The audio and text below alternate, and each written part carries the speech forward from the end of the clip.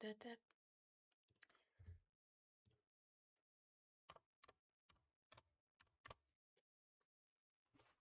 Something like that.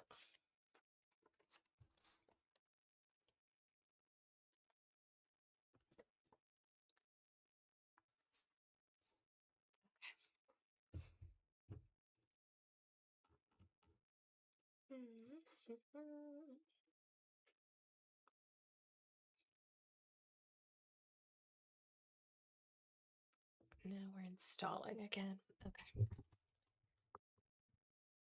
Didn't get my mic close enough to my face. Stay. Okay.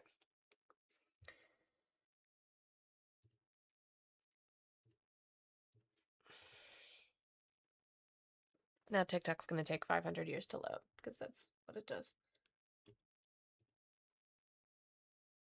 Get yourself together, please. My word. Okay.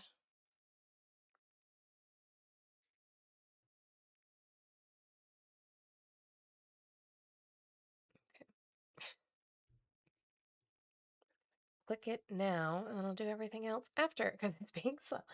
Hi, reader. Thank you for subscribing. Hi, how are you? Okay, let me update this. As I start my day by arguing with the computer. We love that. Love to start our day like that. No, you need to reset yourself. Because that's not what the likes are at. Hi, Trademark. Happy Tuesday. Okay. Let's see if I get that. Reset yourself. Yes. There. Nice. Okay.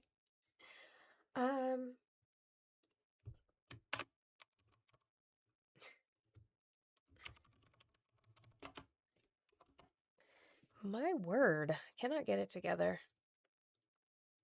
Yes. Yeah, we're good. Okay. Good morning, Michael. Good morning, Logical. Hello, hello, everybody. Diabetics, I thought you were friendly. I'm very confused. I thought you told me that you're a friendly before. Also, I haven't really gotten my show started, so not quite yet. But we're going to get started with music. Let me make sure that's off. Yep. Okay, good.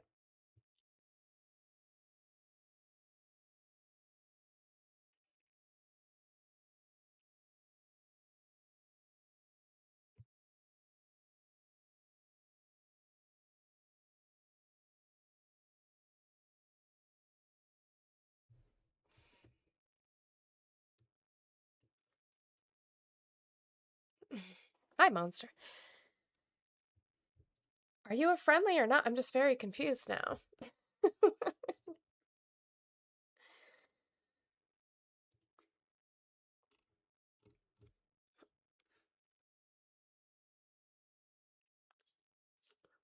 Reader, I'm doing well. I'm glad you're doing good. Just living life. Life stuff. Not you, Monster. You're a friend of me. Oh, gosh.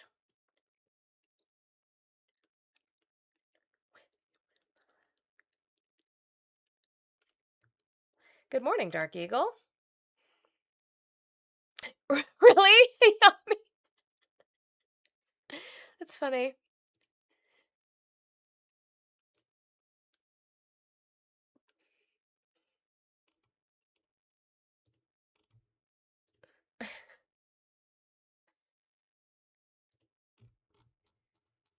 Hi, Duronimus.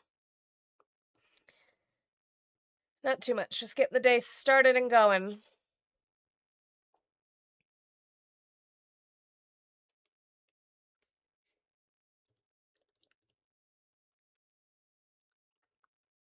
Maybe he won't find out what I know. You were the last good thing about this part of town.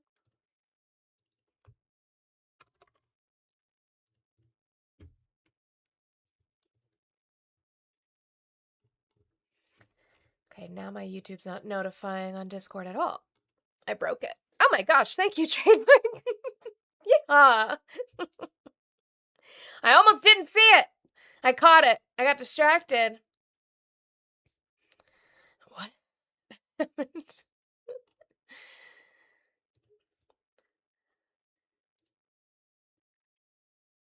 Yesterday was hard, but you're here. Well, I'm glad, Monster. I'm glad you're here. Life has been lifin'. Hi, Dead Internet. I meant to. Thank you, Nuclear. I meant to pop out the chat because I can't show your bits on the screen unless I pop out the chat for some reason. But thank you so much for the bits. I am tatted up.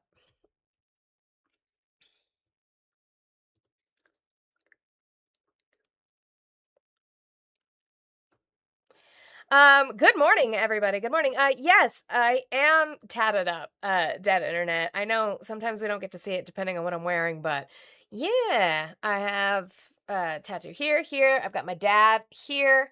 I've got these ones, and then I have a giant mermaid on my thigh that you can't see because I'm wearing leggings, but sometimes you can see her if I stand up, if I'm wearing shorts or something like that. Good morning, everybody. I appreciate you guys being here early this morning. I guess, well, it's early for those of us here. It's early for me. I don't like getting up. It's 9 a.m. Mountain Time here, whatever time it is for your Wokey time zone, but good morning. I appreciate you guys being here. If you are watching on TikTok, if you could start tapping that screen, please, I would appreciate it. We have a 3-hour-long show, so I would love to see 300,000 likes before I end today, but if we get to 250,000, I'll be happy. 200,000, I'll be happy as well. A little bit disappointed, and you don't like it when I'm disappointed, do you? No, you don't. So let's make sure that we are tapping that screen, please, and sharing or pushing the live out with our taps. I would appreciate that so very much. Sharing the live. Let's repost it now. Let me actually write. All right, repost now, and then pin it because TikTok doesn't like it once I start showing video. So let's make sure that we can repost now. Let's add it to your story, share it to like 5 of your friends or some group chats here on TikTok, and get us pushed out onto that algorithm this morning. I would appreciate that so very much. Thank you. Do your daily heart me if you have not done so, guys. That should be that little heart that's next to my name, obviously, because you're following me already. If you're not following me, what are you doing? And then do your daily heart me. It will give you access to stickers in the chat. We just replaced one. I have to replace it on Twitch, but I had to do that on the computer. Didn't have time. But over here, we just replaced one, which was me with a little, what are they called? The little, like, cat glasses or whatever. Chicky, our wonderful Chicky in the community, made me, drew me, and so I replaced that one. So thank you so much, Chicky. I appreciate it. It's so cute, and I love it so much. So gives you access to those stickers, so make sure you do your daily heart me. Guys, we completed out the roses. Quick, fast. Now we have the little chili peppers, because we're spicy, because it is... what would you say? T-O-T? Tot? It's Tot Day? Titties Out Tuesday? There it is. Thank you, Trademark, for using it. It's Titties Out Tuesday. We got the chili peppers. Let's start getting those accomplished while we're sitting here. Guys, if you're watching on YouTube, if you could hit that thumbs up button for me, please, I would really appreciate it. It does help push us out onto the algorithm over there on YouTube. I do go into this looking to have conversations. I'm getting fed up with conversations because you guys literally have no factually based evidence behind anything. You guys just get very upset and scream over and talk over and don't actually have a back and forth conversation about information, or you give misinformation, a series of misinformation. So if you think that you can have a conversation based off of factually based evidence and not your feelings and not saying common sense and you don't think, but actually giving me sources I can look at maybe that I haven't seen before, that would be great. That thumbs up does help do that.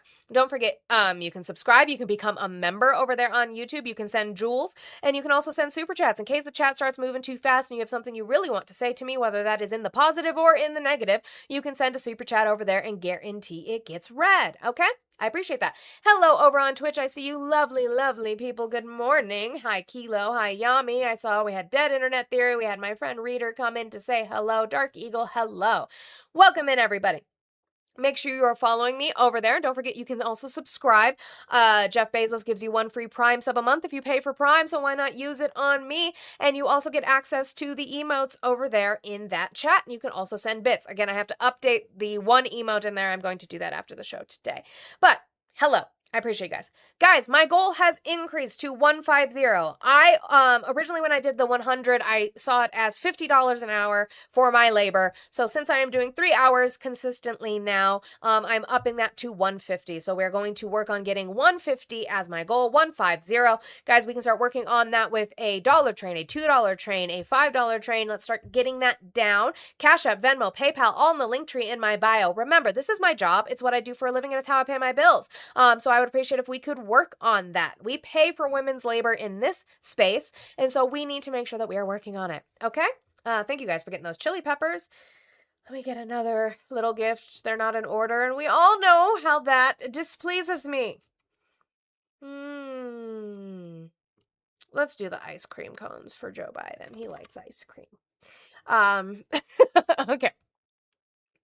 Let's we'll get ourselves started here today. Oh my God, what is happening?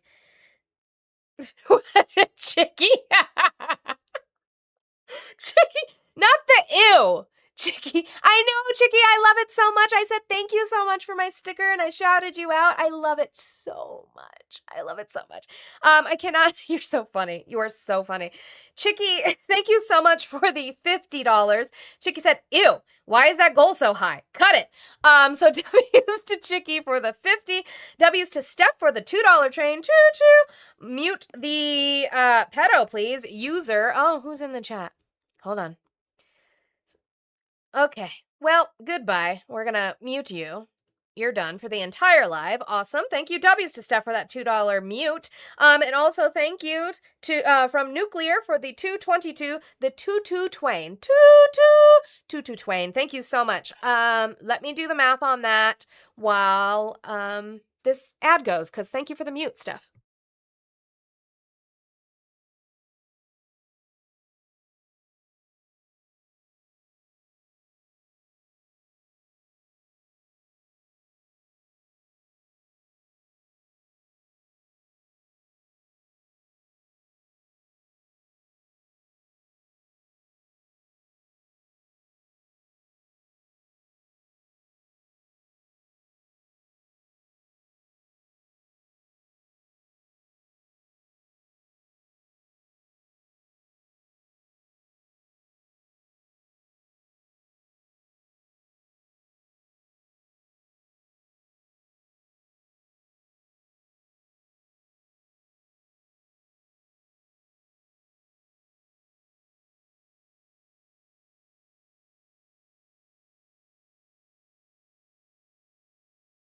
Can have them banned for as little as Sorry, $50. Twitch and YouTube, I fixed it. Pay links in the bio. You guys don't usually have to mute anybody over there, but they might show up today, since they do that. Okay. So thank you. Getting us started today. Let's, I'll take a mute for a month in service to Queen Money. Yeah, there's always that. Okay. Let's see where we want to get started today. It never ends, because I always have stuff I want to get started with, and then I add a million other things. So, let's do that. I wanted to talk about this. It is a local election, but I just wanted to talk about it real quick. It's literally not a federal. I want everybody to focus. It is not a federal race. This is the Florida House District. Okay, so the Florida House of Representatives, District 47. I just found it an interesting article, so I wanted to go over it real quick. House District 47 flips blue after judge denies Paula Stark's lawsuit to get on the ballot. Republican Representative Paula Stark will not return to the ballot this year after a court decision ended her bid for reinstatement. As a result, House District 47, which she currently represents, will shift to the Democrats without a general election contest. Leon Circuit Court Judge Joshua Hawks denied Stark's request to be reinstated on the ballot. Stark, a St. Cloud Republican, had failed to qualify last month and subsequently filed suit to challenge her disqualification. That means the lone candidates qualifying for the ballot in House District 47 are a pair of Democrats, Jorge Figueroa and Anthony Neves. The August 18th Democratic primary will open to all political parties since there is no Republican on the ballot in the district covering Orange and is it Osceola or Osceola? Who knows? You guys know because you live in Florida. Counties. In her lawsuit, Stark claimed that her campaign treasurer, Joel Davis, who is also her significant other, submitted Form 6, a public disclosure of financial interests, but a clerk accidentally returned it to him, so it was never filed. Davis submitted the paperwork 25 minutes before the June 12th qualifying deadline. Hawks, which is the judge, didn't buy Stark's claims. Quote, what likely happened in this case as counsel for interveners Boehner suggests was that Mr. Davis thought the Form 6 was not needed because he had submitted it that day before to the Florida Commission on Ethics, the judge wrote in his order late Wednesday night. Mr. Davis attributed this line of thinking to the clerk in supposedly handing him back the Form 6, but it is much more likely that he thought this and did not actually turn in the Form 6. In any case, the court does not credit the story of DOE staff immediately returning the Form 6. The Form 6 was not turned in before the noon deadline, and petitioner did not show that she qualified for House District 47. So, a paperwork error. I don't know why you would wait 25 minutes to file your paperwork. That's dumb. But it is, and remember, it's a House district, so this is not federal, this is local, but it is still a big deal because that is how you start moving states. You start moving states on the local level, so we really, really like to see that, okay? So I just wanted to cover it. It really is only applicable to those who live in Florida, House District 47, but I think it's important to pay attention to all those races. So we will take it. Okay, let's go on to some... I put this in whatever. I didn't even organize it that well today. I kind of just went with a list. So we're gonna go through this here. Donald Trump being the permanent victim, even though the statistics say otherwise. So he was in Michigan yesterday. Obviously, Michigan has a big race coming up. I would like to try midterm Monday. I would really like, because I really want midterm Monday to be more than it is. I don't want to just read the calendar that's coming up by the time people have already voted. I'm going to be behind on this, and I know, and that's fine. That's on me. But I would really like to go through the Senate race in Michigan. Particularly, they have already had a debate between El Abdul Sayed and Haley Stevens. I would like to be able to go through that debate. Trump was in Michigan yesterday. He did not mention the Senate race at all, which I thought was actually really, really interesting. And I wonder why he was so contained, because that is not like him at all to be so restrained in his speech. He didn't use his usual Islamophobic rhetoric that he most likely would have used for El Abdul Sayed. So it's very interesting to me why. And it makes me wonder who they are scared of more, Haley Stevens or El Abdul Sayed. There are rumors within the Republican Party that they would rather go against El Abdul Sayed, but who knows? Who knows?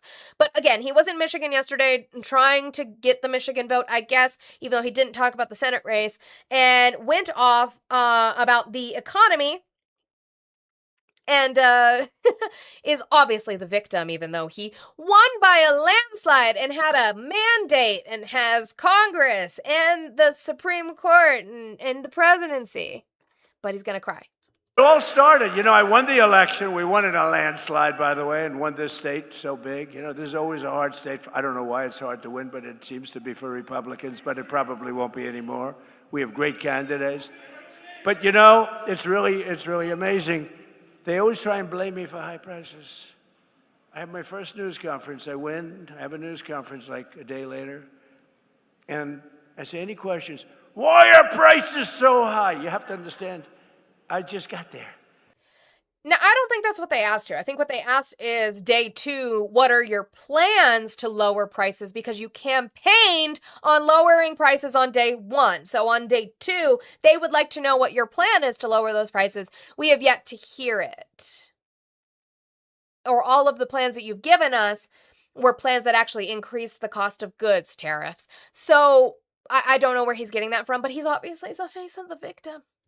They say eggs. I remember eggs. Eggs were like 4 or 5 times higher than they were a few years ago. Yeah, because avian flu. And he, as far as I'm aware, I've asked, his administration didn't do anything to get egg prices down. It just went down because both administrations in transition handled the avian flu. You couldn't get eggs. They wanted me to use plastic eggs for the Easter egg hunt, because they were unable to get eggs. And I said, we'll take care of it, and we got it taken care of quickly. Now eggs are much lower than they were when we first started. And that's true with everything else, and you'll see how true it's not because of him. Hi, Kayla. going to be after we get rid of the nuclear threat of Iran, which will be very quickly. So even that in and of itself, that is acknowledgement. Thank you so much, Peter. Oh my God, I have crabs. Giving me crabs on this Tuesday. That is an acknowledgement that prices are higher because of this unnecessary war he started in Iran. That is a concession. True, it's going to be after we get rid of the... Oh, hold on. I got to go back further. Because they were unable to get eggs. And I said, we'll take care of it, and we got it taken care of quickly. Now eggs are much lower than they were when we first started. And that's true with everything else. And you'll see how true it's going to be after we get rid of the nuclear threat of Iran, which will be very... You'll see how true it's going to be after we get rid of the nuclear threat that is Iran. So he is admitting that this start of this war over a country that has not had a nuclear weapon ever, give me an intelligence report that they did, he increased the cost. He increased the cost. And he is saying, just hold on, the costs will go back down after we're done with this war. It is an admission, it is a concession. Very quickly. But I had nothing to do with it, you know. Except for you just admitting it with the war in Iran, but sure. They have this term, so here I am. I'm one day in office, and the fake news goes, affordability. You campaigned on lowering grocery prices on day motherfucking one. So you can't get mad that on day 2, they ask for your fucking plan. That is insane. I'm going to lower grocery prices on day 1. Okay, well, it's day 2. Mr. President, what is your plan to lower grocery prices? Because, of course, you can't do it on day 1. That would be silly. But it is day 2. What are your plans to lower grocery prices? I don't know. It's got nothing to do with me. I just got here. Give a man a break. What? Affordability. I said, what's affordability? What's that all about? What's affordability? Oh, you know, that thing that you don't have to deal with, rich boy, where people have to actually budget to be able to afford their bills and their food and their gas. Oh, by the way, it's school supply season, so school supplies are coming. You know how expensive school supplies are for 2 kids? For 1 kid? But I have 2, so. Prices are too high. I said, why are you yelling at me? Jesus Christ. What's that all about? Prices are too high. I said, I'm here for less than 24 hours. You campaigned on bringing prices down day 1. You've only been there for 24 hours. That's not my fucking problem. You campaigned on it. But we've brought down prices. Last week, it was announced that inflation's gone down faster than at any time in the last 6 years. Yeah, okay, it has gone down faster than 6 years ago. 6 years ago was the last time inflation dropped this quickly. No, that is true. Inflation, the rate with which it went from up here to down here has dropped faster than it had from 6 years ago. That was the last time we saw it drop that fast. However, it went up because of him. It went up because of the war in Iran. It is up higher than what he inherited, which we'll get into that. When the fuel comes down, which it did for a little while, then they didn't behave, and I had to go back, and now they're behaving again. You know, it's like... Oh, I'm going to stop that there because that's a completely different clip that I want to get into in a little bit. So, no. My gosh, that's insane. Can I get W's to Peter? Thank you so much, Peter, for giving me crabs today. And also for the 931 for get that good number up there. I absolutely will. I want you guys to be able to see it. So we'll do our lovely number in this community that we love so much, which is 8647. W's to Peter for 8647. Guys, throw those calculators and seashells up there on that screen over here on TikTok if you can. I would appreciate it. And then can I get huge W's to Luca for the $25? You said $2 trains is how I paid for college. Is that legitimate? Like you were getting $2 trains? Is that some sort of innuendo on Titties Out Tuesday that I don't know about? W's to Luca. Thank you so much. I appreciate you. That is going to be, I can do the math on that with my head, I swear. Not like that, though. I can't. It's just down to 6147. Thank you so much, Luca. And thank you, Luca, also for the 50 yesterday. I did not see it until after I was gone. And I don't know if that was late on my part or you had just sent it after you had caught up later, but I appreciate you. Thank you so much. So huge W's to Luca as well. Wasn't he there to campaign for John? Yes, Jay Bunky. That's what it is. That's what it was. It was for, which is interesting. Is he the one in the Senate race? Because he didn't... And there goes my gifting. Why? I didn't even do anything to you, TikTok. I didn't even do anything. Governor. He's running for governor. Okay, thank you. Jay Bunky. Yeah, he just didn't mention the Senate race at all, and I was really shocked by that. All right, let's get into what he's talking about, though. Here's another clip of him. Again, Trump, the permanent victim that we need to feel sorry for. Costs are going down. I apologize for the plane noises. I hate when they ask him questions on the plane. Costs are going down rapidly. Don't forget, I inherited these. I haven't been here very long. I inherited the worst inflation in history from Biden. But costs are going down rapidly. Hold on to that. I inherited the worst inflation in history from Biden. Inherited. Inherited mean what he received when he was inaugurated on January 20th. Let's go through that, shall we? It's one of my favorite things every day. I just need to fucking bookmark it at this point. It's on my chart today, though, so it's fine. We're prepared. We are prepared today, my friends. Current U.S. inflation rates.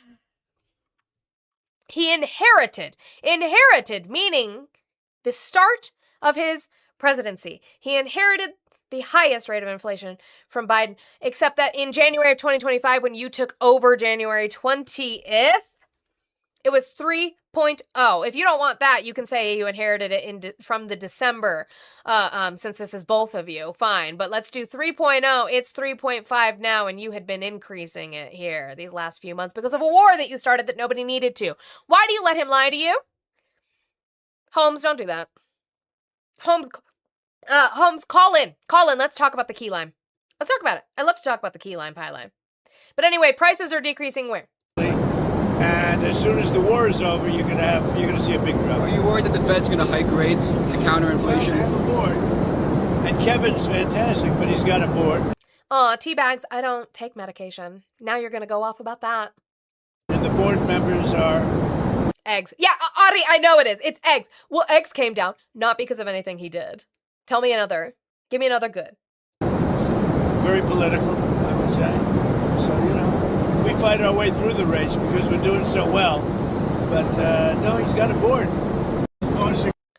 So again, he lied. He did not inherit the highest inflation that we've ever had under Biden because it was 3.0 when he took over office. So that is incorrect. Okay, moving on, continuing. Let's do some Enton polling for the economy. It is our good boy Red Bull Golden Retriever, Harry Enton, back with economy polling. Yay! Promises made, promises broken in the minds of the American public. 44%. Holmes, I asked you to call in to talk about key lime pie line, and you pivoted to the border. 38% said they make them worse off back in October of 2024. Look at these numbers now. Oh, my goodness. John's shaking his head off on the side. Now, 58%, nearly three. Teabags, can you prove to me that the Inflation Reduction Act caused major inflation? You said to all Americans, the Democrats/communists were warned about this from their own party chief economist, Larry Summers, who can't put this on Trump. No way. It's interesting because the highest that we had inflation under Biden was not when the Inflation Reduction Act was in effect. And then when the Inflation Reduction Act was in effect, although economists disagree on its effect on lowering inflation, inflation lowered every month after that. So can you show me where the Inflation Reduction Act actually increased inflation? Because that's not what we saw. In 5 voters say that Trump is making them financially worse off. That's up like a rocket. The better off, down through the floor in a Lake Michigan. These are absolutely devastating. Yeah, but the difference is, Chris, I like to play with them in the chat because I have a show I can do, so I don't have to sit and wait on them. Stating numbers, the issue that got Trump reelected, now the voters absolutely turn against him. Back when Trump was reelected, November of 2024, look at that. 42% of Americans, less than 50, said that, in fact, the economy was getting worse. Look at that now. 59%. So Larry Summers was wrong? I don't know. Was he? Show me where there was evidence that the Inflation Reduction Act increased inflation when that was signed after. Then say the U.S. economy is getting worse. I don't know how this works for Republicans come the midterm elections when the economy is the number one issue.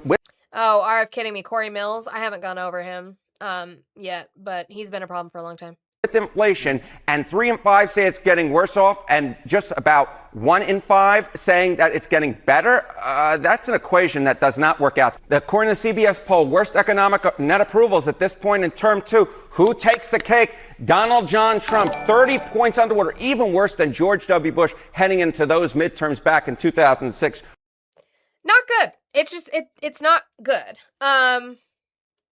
So let's go to. I wanted to go to this. It doesn't mean much. I just want to point out because it doesn't mean much to MAGA or Republicans because all they're going to say is that the news was always in his favor, even though that's not true, and that this is skewed, blah, blah, blah, blah, blah. But this was October 31st of 2024.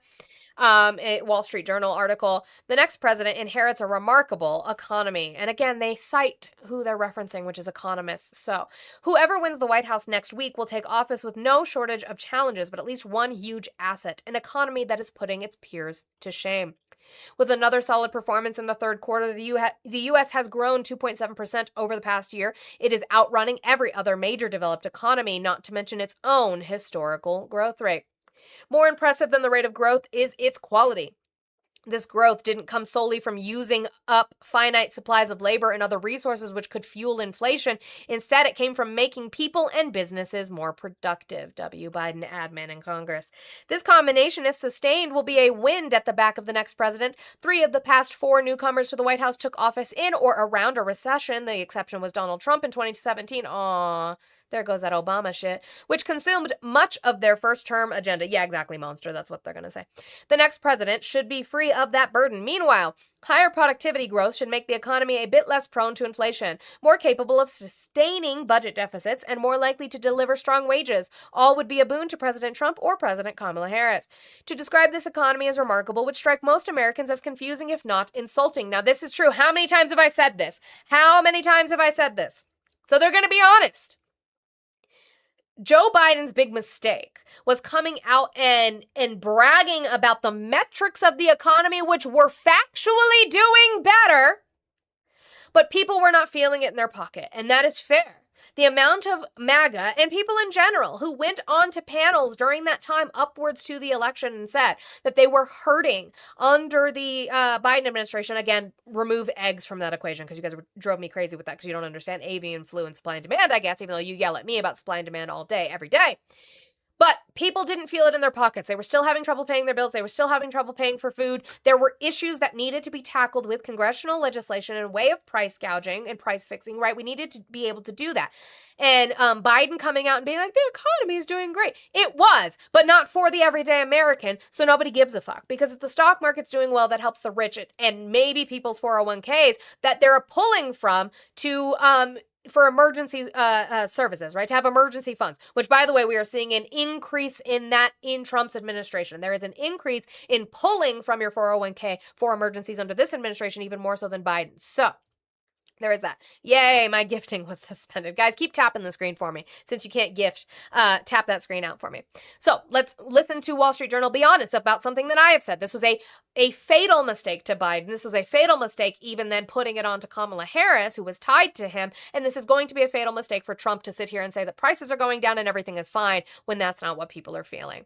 To describe this economy as remarkable would strike most Americans as confusing, if not insulting. In the latest Wall Street Journal poll, 62% of respondents rated the economy as not so good or poor, which is fair, which explains the lack of any political dividend for President Biden. There are many reasons for the disconnect. Most important, the high inflation of 21 through 23, whose effects still linger because people were feeling it in pricing. The inflation had started to come down, but the companies said, fuck you, right, Kroger? Yeah, you did because you got caught doing it.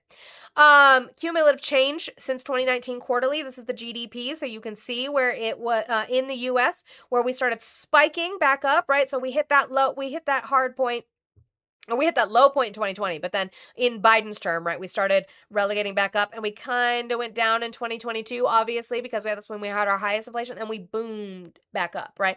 Whereas in Europe, it was a little bit more stagnant. They did recover, but they got a little bit stagnant within those same amount of years.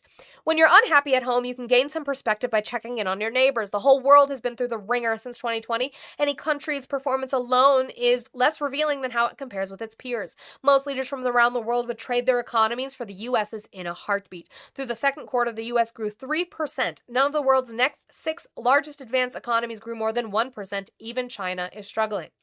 Sometimes strong growth is a prelude to a recession because it comes from straining the economy's capacity, generating inflation, and forcing the Federal Reserve to raise rates. Yet, inflation has fallen in the past year to 7% in the third quarter, using the Fed's preferred underlying measure. That's still above the Fed's 2% target, but the progress was sufficient for the Fed to cut rates in September and pencil in more cuts, all without growth flagging.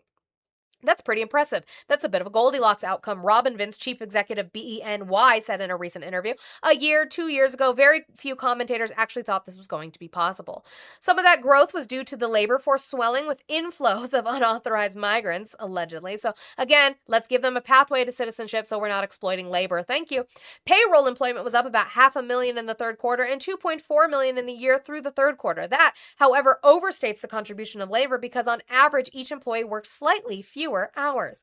Adjusted for that, productivity, i.e. output per hour, probably rose around 2% or more annualized in the third quarter after rising 2.7% in the prior 4 quarters, above the 1.5% average annual rate from 2007 to 2019. Economic growth is unlikely to sustain its recent pace because migrant flows have already slowed. Yet, thanks to higher productivity, the U.S.'s potential growth, what it can sustain over the long run, might be higher than the 1.8% that many forecasters like the Fed have long assumed.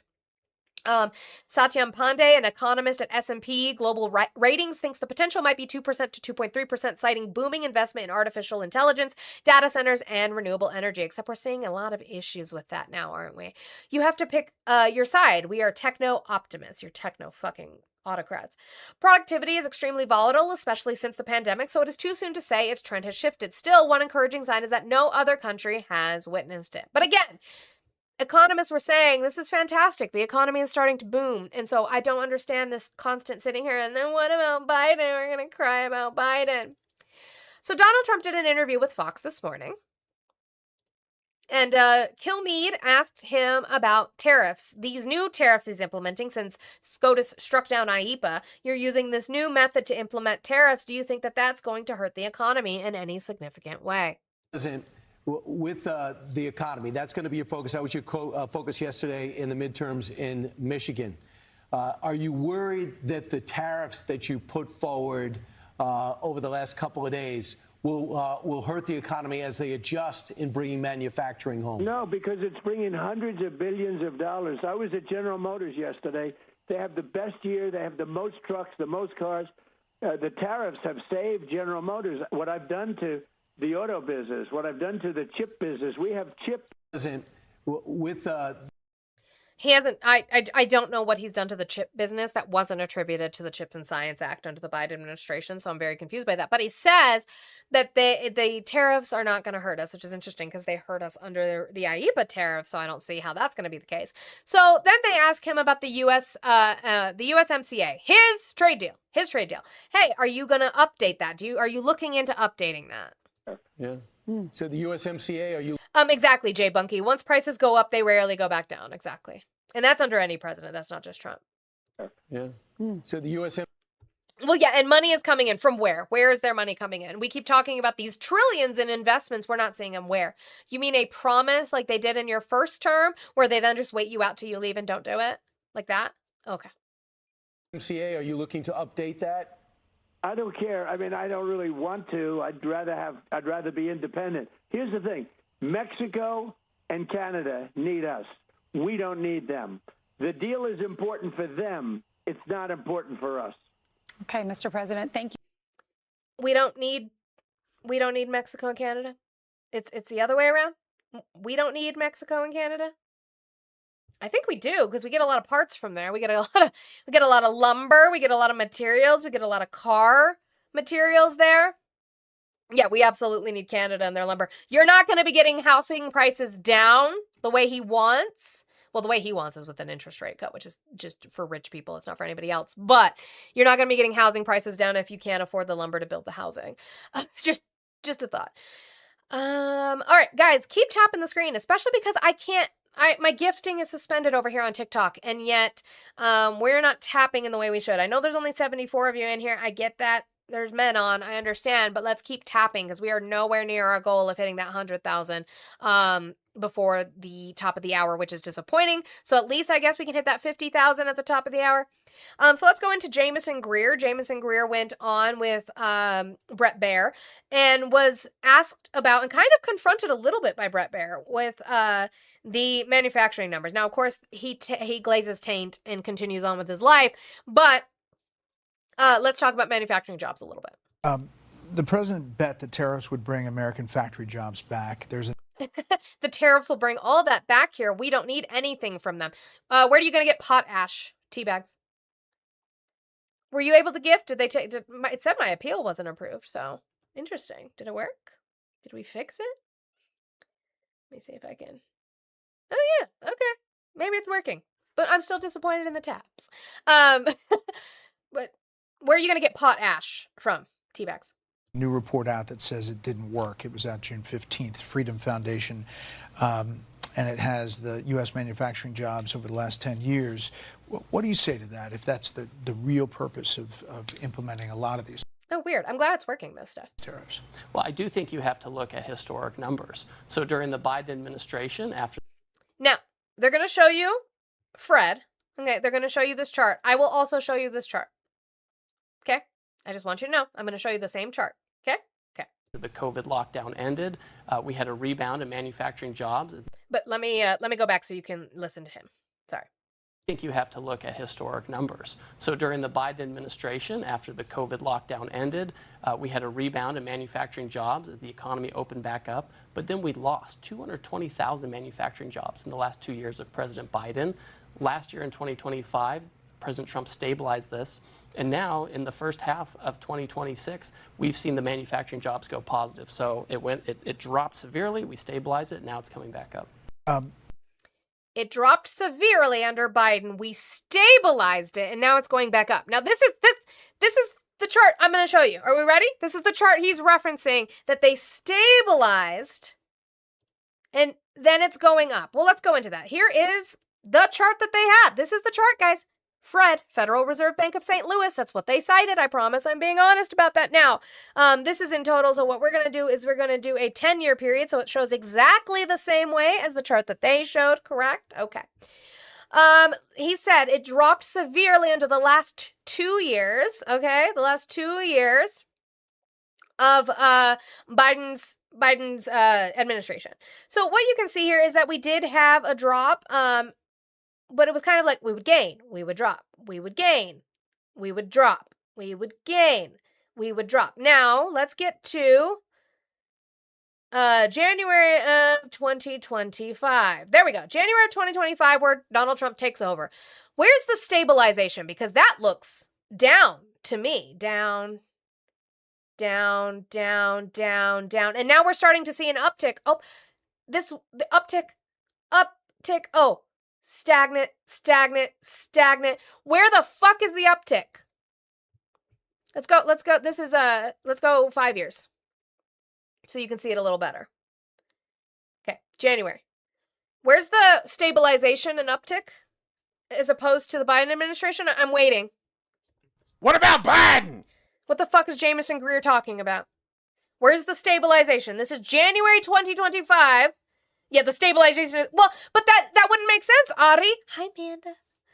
It wouldn't make sense, though, because if the stabilization would be the stagnation before we hit this point, because he said, and then there's an uptick. Where's the fucking uptick? That is stagnant. So I could understand if it was like stagnant from here, right? And then started to uptick, but that's not what we're seeing. Stop letting them lie to you. Just stop letting them lie to you. That's all I'm asking you. Like, it's so easy. Even the fucking chart that they cited. The chart that they cited is the same one I brought to you. Just look at it. Just look at it. That's stagnation. That's not uptick. That's down. Unless my directions are all fucked up. When they say things to you, as long as they're citing the information, but especially if they're not citing the information, go look for yourselves. God, I just want you guys to be smarter. I just want it for you so desperately, for you to come out of whatever fog that you're in. I just want you to come out of it. All right. So Fox News knows that the One Big Beautiful Bill Act is a problem, and they would like it to be messaged better by the administration, since they say, and they will say, Congress is not doing it well enough. What's interesting is that Congress isn't doing it at all because of how unpopular it is. And so Fox is going to be honest about how unpopular it is, even with your guys' bumper stickers, which they will bring up of, no tax on.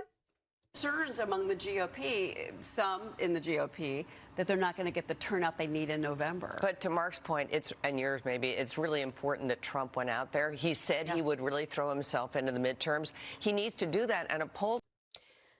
That's one chart he used. That's not all he used. There's your disc and misinformation. Yeah, this is the chart that I used. You are a fool. What, I'm sorry, what am I missing in manufacturing jobs then?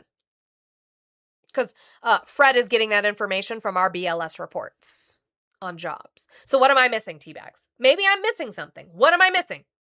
What am I missing? Trump went out there. He said he would really throw himself into the midterms. He needs to do that, and a poll that just came out shows why. The big, beautiful bill, which Trump is talking about on the stump, has a terrible reputation. He created that chart so you could understand. No, he didn't. Fred, the Federal Reserve Bank of St. Louis, created that chart. Hold on. I have to do I apologize. We have to do this because apparently we don't know how sourcing works. So... Look, they sourced it at the bottom. Federal Reserve Bank of St. Louis.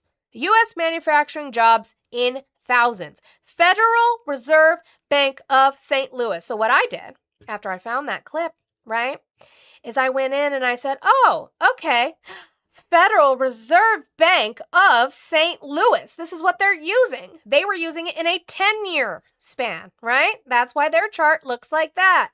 Okay, that's why their chart looks like that. Okay. Where is their source of this information come from? The U.S. Bureau of Labor Statistics via Fred. So the U.S. Bureau of Labor Statistics, who is the government entity in charge of keeping track of our jobs. It's not about my sources. It's about the lack of your sources and the sources used to get your information. I'm using his source. Oh my God. I'm using Jameson Greer and Brett Baer's fucking source. You guys are unwell. Anyway. So a poll came out under Fox that it's not popular. One Big Beautiful Bill, not popular. W's real quick before I play this to Peter. W to Peter for the Tutu Twain. Choo-choo. Thank you for the $2. You said they take my gifts. They can never take my crabs. Oh my God, I have crabs. Thank you so much, Peter. Why. The big, beautiful bill, which Trump is talking about on the stump, has a terrible reputation. People don't like it. Even Trump's base doesn't like it. In my view, partly because Congress has been in a defensive crouch, refusing to tout the big, beautiful bill. So her reasoning that the One Big Beautiful Bill Act is unpopular with the American people, including with Republican voters, she says is because Congress has failed to message it correctly, which is interesting because it's so unpopular in and of itself that the people in Congress are trying to rename it. They're calling it the Workers' Family Tax Cut Act. Now, I know that because I played the videos of them saying it, on top of the fact that I am in a Republican district right now. Gabe Evans has sent out, I subscribe to his newsletters, much to my detriment, but I do so just to keep up on the bullshit he be saying. And in his newsletters, he sends it out touting and praising the Workers' Family Tax Cut Act. That's not what it's called. It is the One Big Beautiful Bill Act. Nowhere in the One Big Beautiful Bill Act is the Working Family Tax Cut Act. Not there. They're trying to rebrand it and rename it. It's not working. But according to her, the reasoning is because they're just not selling it right. Terrible reputation. People don't like it. Even Trump's base doesn't like it. In my view, partly because Congress has been in a defensive couch. Why are they defensive about it? Could it be because it's not popular? Maybe. Teabags, that's cute. That the only thing that you gave to me for the fact that I cited their source was that I'm a communist. Okay. Welcome, comrade. Refusing to tout the big, beautiful bill, refusing to tout, no taxes on overtime and all these things that these guys in Michigan, I think, are going to really applaud. So, he needs to sell this because Congress sure isn't. They have been. That's bullshit though. The amount of times that they have come out and said, well, no tax on tips, which is pretty cut and dry. I've said that before. Yeah, pretty much. No tax on overtime. Kind of. You are still getting taxed on your overtime, just not on a specific portion of it. And then depending on what state you're in, you're getting fucked on that anyway. Like even no tax on tips. In Colorado, you're still getting taxed on your tips. That is legislation that was put into place. And then no tax on Social Security is just an outright lie. They did change some tax stipulations in regards to elderly people, but your Social Security is still getting taxed. And by the way, those sunset in 2028. So what is there really to campaign on? How is that going to help sell the One Big Beautiful Bill Act? It's not, but she can cope. It's fine. Talk about that this morning during the show, because you're right. See, I told you you're the communist train to nowhere. Yeah, that's what's happening. Totally. Americans don't understand the Big Beautiful Bill. They don't realize what it did, and that's messaging. We're going to talk concerns. No, they do realize what it did. That's why it's unpopular. Because the no tax on tips, the no tax on overtime, and the no tax on Social Security is not enough for the fact that people are losing healthcare and that healthcare has become more expensive, or that they are losing access to food benefits and food has become more expensive and not being able to afford it while wages are not increasing past inflation. People know exactly what is going on, which is why it's not popular, which is why they're not running with it. It's why they're not advertising it, because it's not popular with the people. All right, we're going to do a hard pivot. Elmo's going to sue. And we're going to go to Trump's Truth yesterday, which I told you guys about when I ended, that I had read it when I ended. And that is this one about John Thune in the Senate. Because guess what? They're going on break again. John Thune should not allow the United States Senate to... Why is there two spaces here? Somebody hit the space bar twice. I don't like that. John Thune should not allow the United States Senate to leave town. I don't know why leave town is in quotations. They will literally leave town because they will go on vacations or they will go back home. So I don't know why leave town is in quotations. They will literally leave. John Thune should not allow the United States Senate to leave town until it passes the Save America Act, or, far better still, terminates the filibuster, where Republicans can then quickly pass everything they ever dreamed of, including a full and deep-throated Save America Act, the budget, and the... Leave me alone. I love y'all, but you're a bunch of haters. I just want you to know. Save America Act, the budget, and the ever-looming debt ceiling disaster, 1929. The Democrats will do it on day one and can't believe how lucky they got with this Senate leadership. Remember, stupidity always brings losing and death.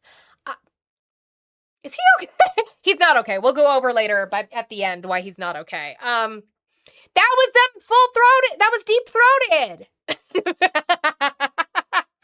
Mia, it was them being deep-throated. Yeah, exactly.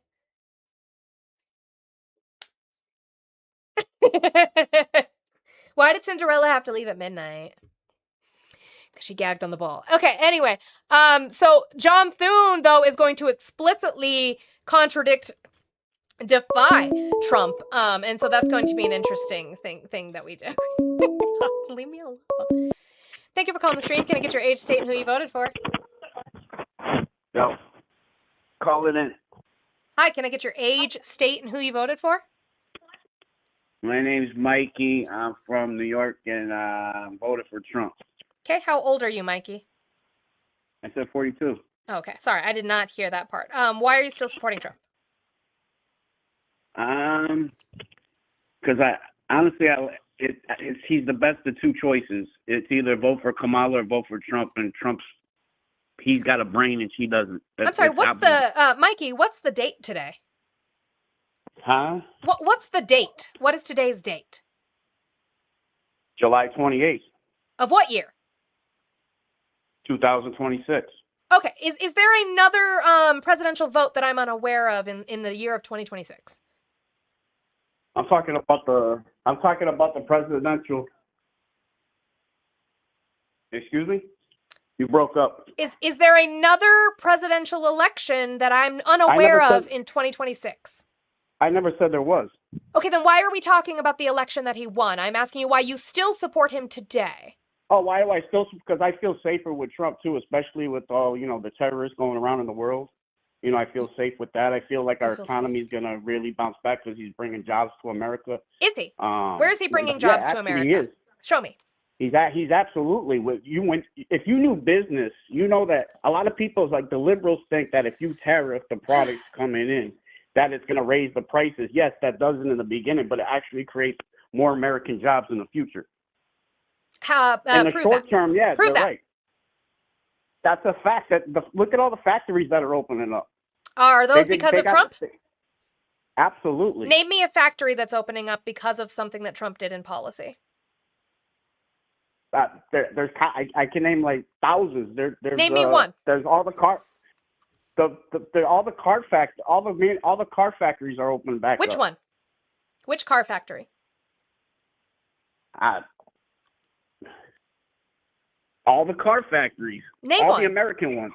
Name one, because what I saw with tariffs was that GM had to lay people off because of the tariffs. So can you give me a car factory that is breaking ground and being built because of Donald Trump policies? I mean, I'm not on Google like you guys have it all set up at your end. So then but go look it up before you tout. Well, why do you believe Okay. something that you've never looked up that you can't prove? Because I even seen it on what's that, NBC? They're talking about it. They were Cool. What's talking the about it. And that's a NBC liberal article? station. NBC News. What's the title of the article? I don't know the title of the article. Oh, okay. I'd Why be do you lying if I believe said I something did without know having it. seen proof of it? Because I seen it on TV. I mean, Cool. how do you guys find proof? I actually look things up, just like I just explained to somebody in the chat about the Federal Reserve Bank of St. Louis. I actually look it up myself instead of just believing the things I see on TV. So why do you believe things that you see on TV? Is the news media real or fake now? I'm confused. If the liberal media covers it, wouldn't you say that's true? Sure, so give me the article. I would love to they see it. hate I would Trump. love to see it, Mikey. So give me the article name. It was on that guy that does the stocks and stuff. It was an NBC, whatever it is. He's talking about how great Trump's doing all the time. Go find it, and then you can call me back. Because I have more things to do. I'm not going to look it up for you, babe. You believe it without evidence, though. I saw it on TV. I've seen dragons on TV. I was watching sexy gay vampires on TV last night. They must be real. God, I hope they're real. Lestat and Louis forever. Okay, anyway. So Senator Majority Leader John Thune is full-on defying and rejecting the demand to abolish the filibuster. And he's saying just the votes aren't there, which we've all known. The votes just aren't fucking there. Getting rid of the filibuster non-starter, you don't have the votes? Well, we don't. And I've actually I've had this conversation with the president many times, I think, as you know. And I actually suggested at one point that his team come up and sit down and visit with some of my colleagues. So they came up, met with about 20 Republicans.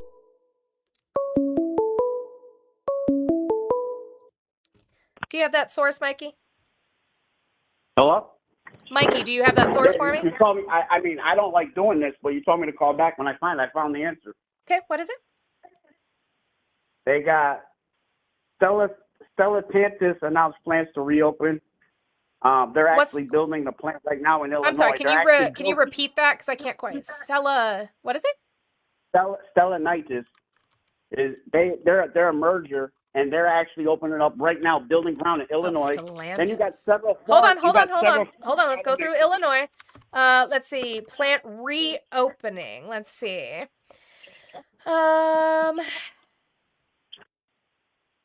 Where is this? Not only that, you got several foreign.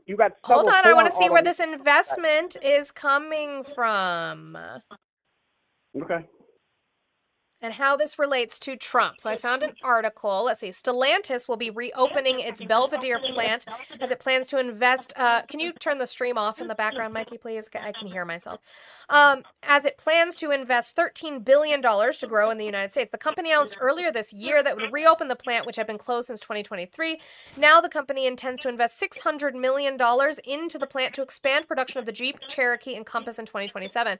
Today's announcement from Stellantis is a major win for Illinois workers, our economy, and the future of American manufacturing, Governor J.B. Pritzker said. Bringing back the Belvedere plant and creating 3,300 good-paying jobs demonstrates this skill.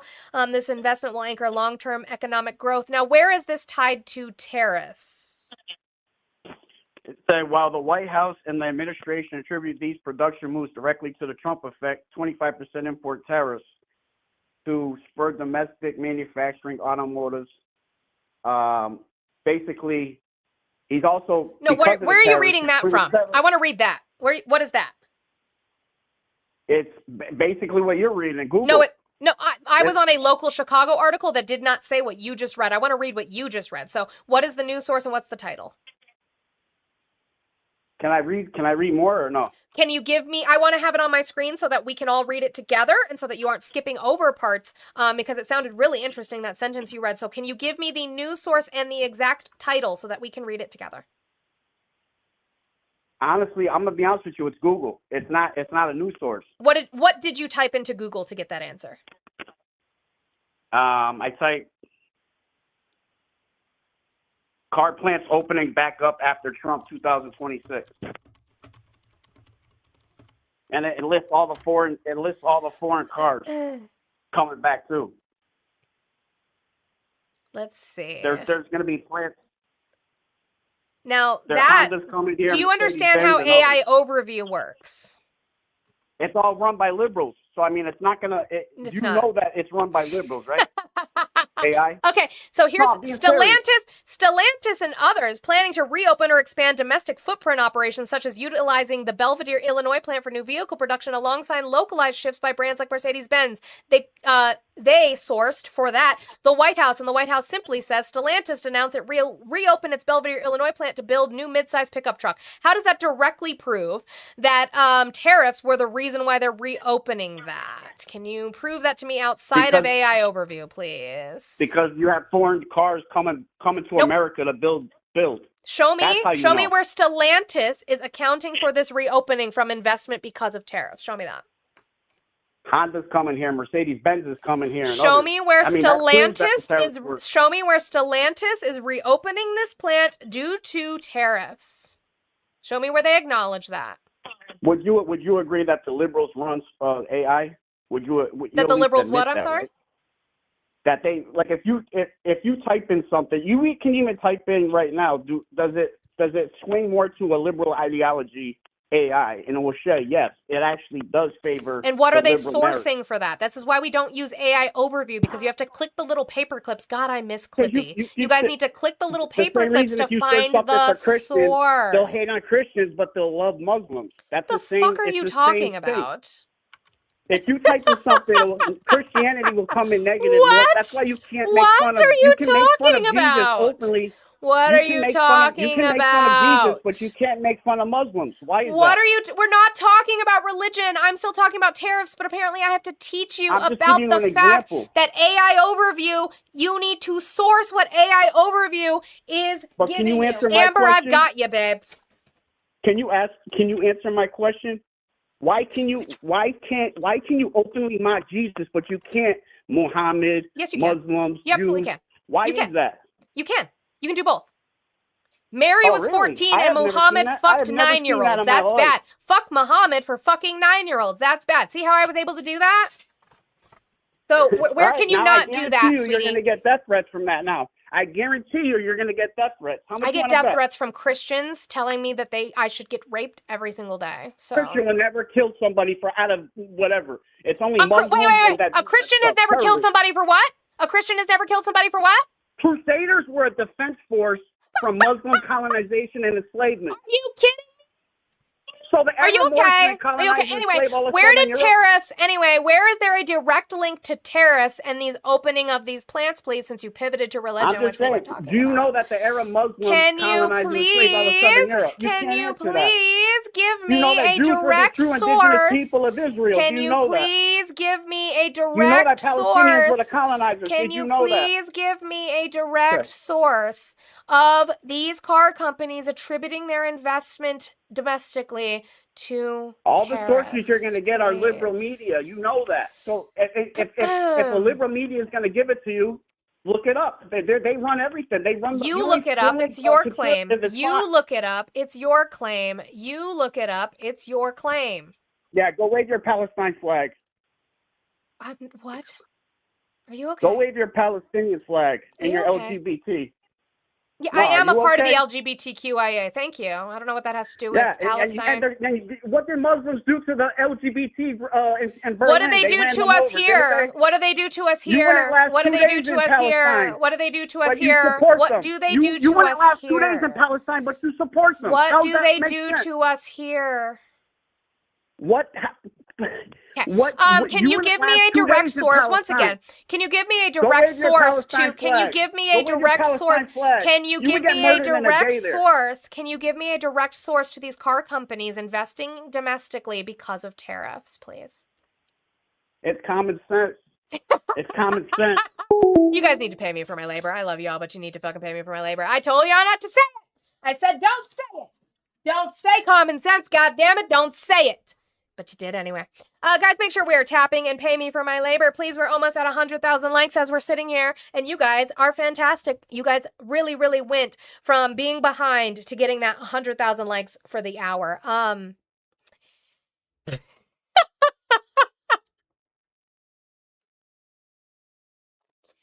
Yeah, my husband made me my tinfoil hat. Anyway, I will keep that. The Stellantis opening will go in my sources because they always do. Anyway, back to John Thune defying the president. Getting rid of the filibuster non-starter, you don't have the votes? Well, we don't, and I've actually I've had this conversation with the president many times, I think, as you know, and I actually suggested at one point that his team come up and sit down and visit with some of my colleagues. So they came up, met with about 20 Republican senators, and 15 were no on getting rid of the filibuster. The votes aren't there to do it. I know he thinks he can persuade people, but there are a lot of folks who are this is a hard position for a lot of Senate Republicans. You don't have the votes. You don't have the votes. You don't have the votes. Ha ha ha ha ha. Thank you, Gen X, by the way. Thank you so much.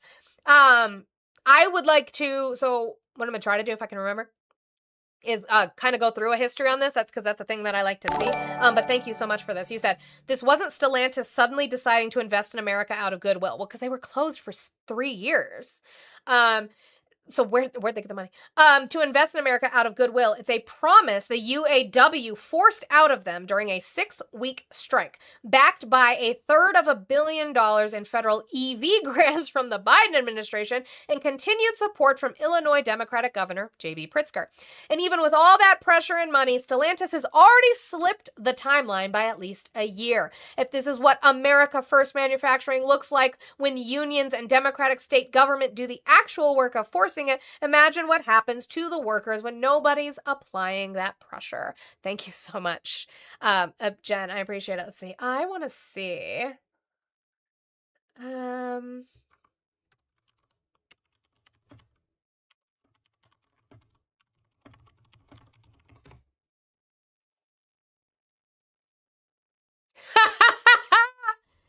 Oh, please let me be able to read this article because sometimes, sorry, my laugh is loud today. I'm just so over the bullshit.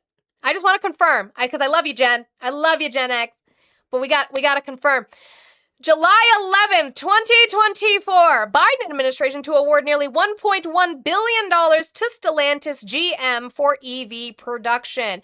The Biden administration plans to award General Motors and Chrysler parent Stellantis nearly $1.1 billion in grants to convert existing plants to build electric vehicles and components, it said on Thursday. The Department of Energy announced $1.7 billion in planned grants to help fund the conversion of 11 at-risk plants in 8 states to enable the production of 1 million EVs annually, help retain 15,000 existing jobs, and create 3,000 new positions. What was the amount that J.B. Pritzker said? 3,300 good-paying jobs. Love that. Energy Secretary Jennifer Granholm told reporters the awards were a hallmark of the Biden administration's industrial strategy and would modernize historical auto manufacturing facilities. She said it had become clear more than a decade ago that automakers, to embrace the future, needed a federal partner, especially to compete with other countries who were subsidizing their auto industries, and that's what this massive investment is all about. The awards are for plants in Michigan, Ohio, Pennsylvania, Georgia, Illinois, Indiana, Maryland, and Virginia, several of which are crucial in the November presidential election. Audrey said, mind you, Stellantis is a Netherlands company, LOL. GM is no longer American, so it's not bringing back American manufacturing or American jobs. We just helped fund a company from the Netherlands, W. Where was the one? Because I think It said, oh, there it is. That's what I wanted right here. In October, Stellantis agreed to build a new $3.2 billion battery plant and invest $1.5 billion in a new mid-sized truck factory in Belvidere, Illinois, under new union contract. It wasn't tariffs, Mikey, because it was already promised in October of 2024. Holy fuck, you guys are bad at this. Holy fuck. You guys are bad at this. Thank you, Gen X, because that sent me down a rabbit hole of wonderful feelings. Thank you. I love being able to just dunk on sources. Tariffs did nothing. Tariffs did nothing. Thank you, Joe Biden and Congress, who allocated the funding for this to be able to invest in Belvidere, Illinois, just in case we don't know. Belvidere plant, Belvidere, Illinois. Thank you, Joe Biden and your administration. Awesome. Anyways, so John Thune says they do not have the votes to end the filibuster. That is what it is. So Trump has been touting a lot of Venezuelan money, saying that we're getting a lot of Venezuelan money, and they ask what it's being used on, because if you have this money, it has to be given in through the Treasury into Congress so that they can allocate it. Where is it going? Donald Trump does not have a good answer for that. Oh, this is a good moment. You're right, Hubbub. What about Biden? What about Biden? W's. Just the reports that the United States has taken in $13 billion from Venezuela. Where is that money going? $13 billion from Venezuela? I think even more than that. Now, Venezuela, we paid for that war many times over. And that'll happen with Iran also. We paid for the war many times over. But where is that money going? Which, by the way, no other president can say that for a long time. Okay? When was the last president that could say that? So we had a cost of Venezuela. We paid for it many, many times over. And now, as you know, we have a very good relationship with Venezuela. But where is that money going? It goes toward running the country. Where is that money going? Running the country. Okay, where specifically? No, in the U.S. The money that the U.S. is taking in. Where is that money going? Venezuela? Yes. Toward running the country. The money we're taking in from Venezuela, where is it going? To running the country. What does that mean? It can go to the military. You know, Congress It can go to the military. has to approve it. Congress has to approve it. That's the point. That's why they're asking, stupid. She's asking where it's going, and you're saying running the country, and she's saying through what bill? Where is this money being allocated by Congress to run the country? Running the country into the ground. Yeah, you're right, our pizza. Congress doesn't like approving money for the military. They like giving it to things that shouldn't be done. But we're taking in a lot of money, billions and billions of dollars from Venezuela. That'll happen with Iran, too. That was a non-answer of nothing, so thanks for that. We love that. The W's for that. All right. So then... Oh, did I want to put this here? Did I put that here on purpose? I thought I moved it. No, maybe I didn't. Was this one? Oh, no, that was the whole clip. So I don't need that one. When he says he inherited the worst inflation under Biden, he then also pivots to, I think he gets asked about Warsh in the Fed, and he says that he's very political, which I thought was a weird thing to say. But we are back. Yes, I have to edit that clip between me and Larry from from earlier this year, January this year, to now about the great healthcare plan. But Donald Trump is talking about it again, so here we go. Oh, that was anticlimactic. Ready? We're going to do it again. Take two. 1, 2, 3. Here we go. Cash bail. You kill somebody and you walk out. We will pass the great health care plan. That's what it's called. Also, that's not true. No. You... What? Wait. Cash bail. You kill somebody and you walk out. Cash bail. You kill somebody and you walk out. That's not how that works. In most states that allow cash bail, they're not allowed for violent crimes. So, what? You kill someone and you walk out on cash bail. At least in my state, I damn sure know in most states that if it's a violent crime, you don't get to have cash bail. That is not an option. So again, he's lying to you once again, but let's move on to the great health care plan that doesn't exist. We will pass the Great Health Care Plan. That's what it's called, the Great Health Care Plan, to stop all payments to big insurance companies and give the money directly to you, the people, so that they can buy their own health care, which will be much less expensive and be a much better health care. Very simple. And the Democrats are fighting us on that one, too. How? There's not a bill in Congress for it. How are the Democrats fighting you on it when there's not a bill in Congress for it? If it's called the Great American Health Care Plan, how come there's not a bill in Congress for it? The great big healthcare scam. How are the Democrats fighting you on it when it's not in Congress? Fighting us on that one, too. They're fighting us as hard as you can fight because you know what? They happen to be owned by the insurance companies. No, that's your side. I mean, it's both sides. But again, how are they fighting you on it when there's not a bill in Congress? The insurance companies receive billions and billions of dollars a year. They own the Democrats. And the Democrats, they don't want to debate it. They just want to fight it. And we want to give... You debate on the floor when the bill comes to the floor. What are we talking about? Does he not know how government works? There is debate on the floor when the bill comes to the floor. What bill? Where's the bill? Oh, it doesn't exist. The money directly to the people, and you go out and you buy your own... Austin, thank you for the reminder. We're going to pause right here. That's a great screen grab of Trump. Democrats are really shoveling a lot of money into these propagandists. They really don't want to lose again. It is interesting to me that the Democrats would funnel money into me, a registered independent who's farther left than they are. Fuck Chuck Schumer. Fuck Hakeem Jeffries. Fuck Ken Martin at the DNC. He needs to step the fuck down already. I don't know why they would pour that money into me, but since they do, guys, remember, I have 59:47 left in my goal. It is about 10:15 Mountain Time here. I have about an hour and 45 minutes left of my show. So let's make sure that I am getting paid by you little Democratic propagandists. And make sure that I can continue to spout my propaganda, which is merely just asking for factually based information and not your feelings, and not to just listen to this clown speak and believe it outright. So let's make sure we are working on that. We can dollar train, $2 train, $5 train to get that goal down today. Please, we pay for women's labor on this platform. So let's make sure that we are doing so. Not only did I have to talk to Mikey while he yelled over me and cried about Christians versus Muslims, which we weren't even talking about, but I then had to correct him. Thank you to Gen X for sending me in that direction to correct him on tariffs, doing anything for the automaking industry without any kind of proof. So, dollar train, $2 train, let's work on getting that down. Cash App, Venmo, PayPal, all in the link tree in my bio. I would appreciate if we could work on that. Thank you so much for the reminder. I appreciate you. Healthcare. You'll get great health care and have lots of money left over.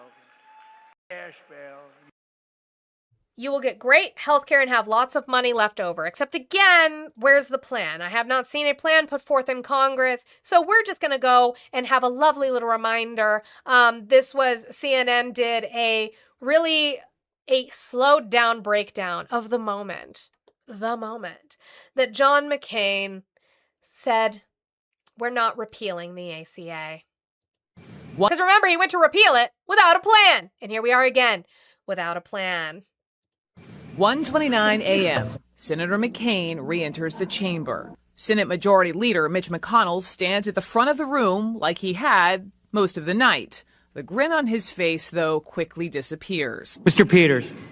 Well, that's just because he was talking to Satan and to the Grim Reaper and was like, just give me a few more years. Just give, like...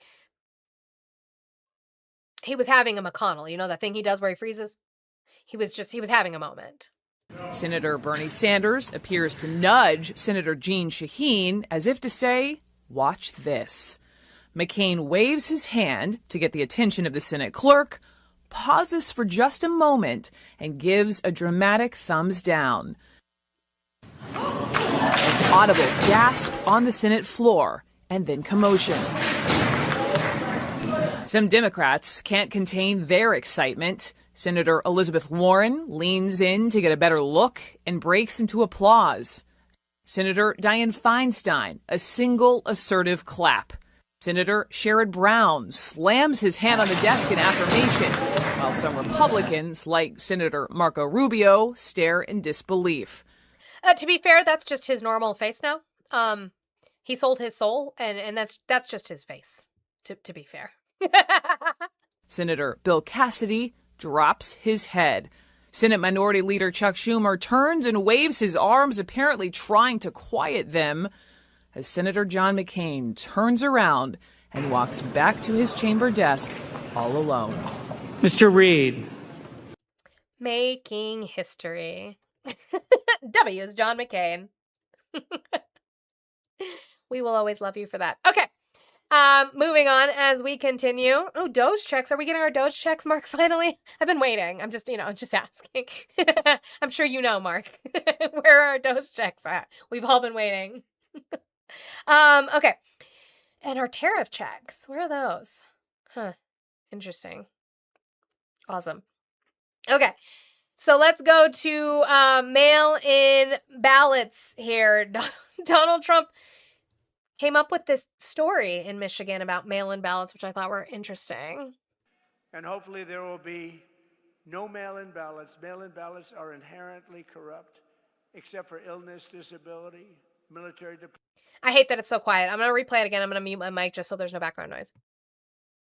And hopefully there will be no mail-in ballots. Mail-in ballots are inherently corrupt, except for illness, disability, military deployment, or travel. If you're in the military, you're far away, absolutely. If you have to go someplace, absolutely. But mail-in ballots have proven to be a disaster. We're the only country in the world that in this form does them. Not true. There's no other country in the world because they're crooked. They pass through too many hands. When you go to a voter booth, even me, I went to vote. Sir, may I please see your identification? Sir, I'm so embarrassed. I know you're Trump. Please, do you have some identification? I don't want to lose my job. So now what he's going to do is going to go into this story about him going in to vote. Pay attention to what he says, please. Art Pizza, exactly. You know why. Through too many hands. When you go to a voter booth, even me, I went to vote. Sir, may I please see your identification? Sir, I'm so embarrassed. I know you're Trump. Please, do you have some identification? I don't want to lose my job. I whipped out, I was lucky, I had some kind of a card on, man, and I didn't even know, but I gave it, thank you, sir. So I'm so embarrassed. She kept apologizing. I said, don't apologize. You're doing your job. That's what you're supposed to be doing. It was so beautiful. That didn't happen. You want to know why we know that that was a lie and that didn't happen? Because he votes by mail. So when did that interaction happen? When did that happen, MAGA? He just lied to your fucking face about a story of him voting and having to whip out an identification card. And he said he was lucky he had one on him, which again is just proving the point that not everybody carries around an ID card on them. Thank you, Trump. Yeah, sir is a dead giveaway every time, Chris. Sir! Didn't happen. But that didn't happen because he votes by... There's no proof he votes by mail. Okay. There's no proof he votes by mail. The proof is that you don't have a fucking picture of him in front of the voting booth. How did Trump vote in 2024? Let's see. Or let's do, did Trump vote in person in 2024? Let's do that one.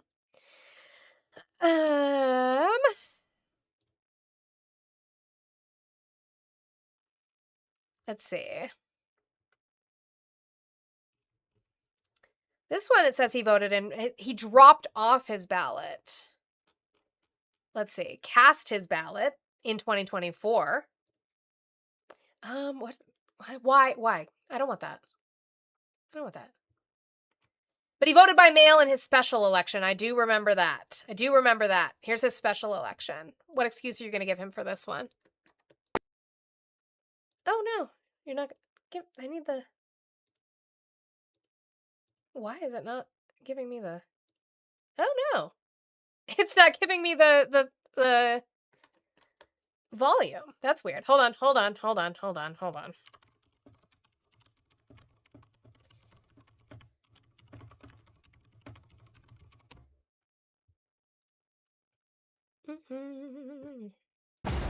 Not the ad. I don't want the ad. Stop it. About mail-in ballots going. You mean I used a mail-in ballot? You probably said, yeah, I did. Why did you You know use what? it? Is Because it I'm president of the United States. It's different. And because of the fact that I'm president of the United States, I did a mail-in ballot for elections that took place in Florida because I felt I should be here instead of being in the beautiful sunshine But taking. you were in Palm Beach, sir, the last few weekends. That's right. And That was the best part. I forgot. I did play this clip when it happened. I forgot. I just thought it was more important to be here. So I voted by mail because you were in Palm Beach the last few weekends. I did. Why did you You use know it? what? Is it Because I'm required? president of the United States, and because of the fact that I'm president of the United States, I did a mail-in ballot for elections that took place in Florida because I felt I should be here instead of being in the beautiful sunshine But you taking. were in Palm Beach, sir, the last few weekends. That's right. And I decided that I was going to vote by mail-in ballot because I couldn't be there because I had a lot of different things. But you know, we have exceptions for mail-in ballots. You do know that. right? Oh, So- we have exceptions now. Okay. Okay, we have exceptions now. It's fine then. It doesn't matter anymore. Okay, cool. Anyway, let's move on to what the administration is trying to do with SCOTUS and mail-in votes. We will get to that. Early voting is also real. Yes, Mia, that is true. But can I get W's to oh me, oh my for the 3447? You said, sometimes it hits me how many families that motherfucker has torn apart and I actually hate him. Yeah, I see a lot of creators do this thing, right? Where they try to say, I don't hate him, I just really dislike him. I don't think there's anything wrong with saying that we hate him. I don't know why we have to placate this bullshit of like, oh no, I just really dislike him. No, I fucking can't stand him. Like, I think that's fine to say. He is a horrible human. There's really not redeeming qualities to this man. So to be able to say that I hate him, I don't think is an issue. It isn't. The reason why creators don't say it is because then the left or the right is like, well, see, you just hate him. You just hate him no matter what. You hate him no matter what. No, give me something good that he's done. Give me something good he's done. Otherwise, I don't have to pussyfoot around hating him. No, thank you. Don't have to do that. Hello. Like the other argument I was telling you about, if we convince them that the blue states are selecting the vote on the mail. You guys, I don't want to hear me say for fun. Here he's back. Hello. So if we just convince them we're selecting our vote on the mail-in ballot with a pistol, then it'll be a 2A issue and they won't come for mail-in ballots. Okay. I mean, I guess that's the plan. Sure. There's a lot of things we could convince them of that could go our way, I guess.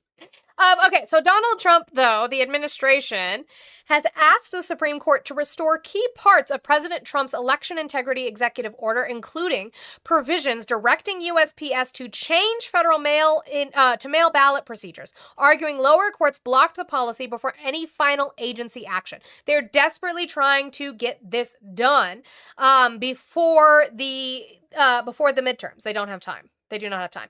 But let's look at the response. The response that we got of them wanting an immediate injunction on the lower courts block was a denial. So Justice Jackson declined Trump's administration's request for an immediate administrative stay. She gave plaintiff states 7 days to respond to the emergency application, right? So they want to see a response, and then they will go from there. Again, they do not have time for this. It is games that they are attempting to play. The amount of court losses that they have in response to this, it's done. It's done. All right. Some of that's just funny bullshit that I don't know if I want to get to or not. So I guess I will play this one. I'll play a couple of them. There's a couple of them I do want to play from his speech in Michigan yesterday that really don't have points other than, again, he's losing his fucking mind. The people that count, those people love Trump. Because I've done more for you than your parents, okay? Your parents are good. I'm not going to knock your parents, but I have been better to you than your parents. No, you fucking haven't. You have not. And my dad's been dead since I was 16. No. Abso-fucking-lutely not. W Surgeon for the gifted sub to Dark Eagle. I appreciate you. Thank you so much for that. No. The people that count, those people. No, Chip. How many cognitive tests has Donald Trump taken? How many that he brags about? Do you know what the test entails? I love Trump because I've done more for you than your parents, okay? Your parents are good. I'm not going to knock your parents, but I have been better to you than your parents. That I can tell you, and they would agree with me. My dad would not agree with you, no. Wherever they may be, they would agree. In the grave, my dad would not agree with you. My mom damn sure would not. She'd probably cuss you out, to be honest. But, I think it was definitely 4, if not 5, if I remember correctly. And we've gone over the test as many times. We have literally gone over the test multiple times. The test that he takes, that he says it gets a little difficult in the middle, which is insane to say. We've gone over that test so many times. Let's do this one.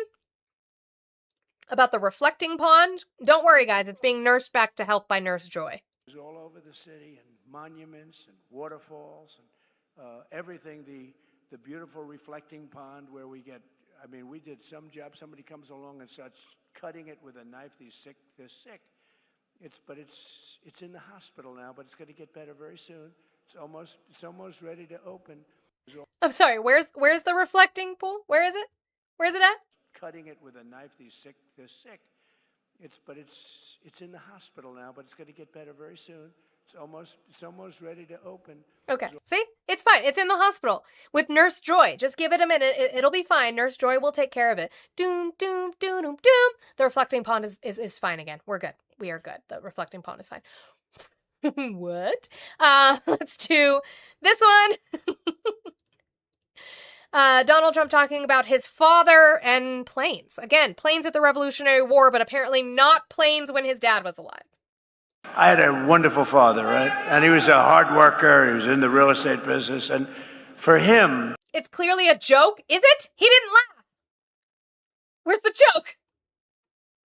Chimp, how many tests did he take? How many tests did he take, Chimp? Super luxury. This is all he didn't want planes. They didn't have planes in those days, I don't think. What? His father was born in 1905, by the way. The first flight was by the Wright brothers, 12 minutes long in 1903. What? I had a wonderful father, right? And he was a hard worker. He was in the real estate business. And for him, super luxury. This is all he didn't want planes. They didn't have planes in those days, I don't think.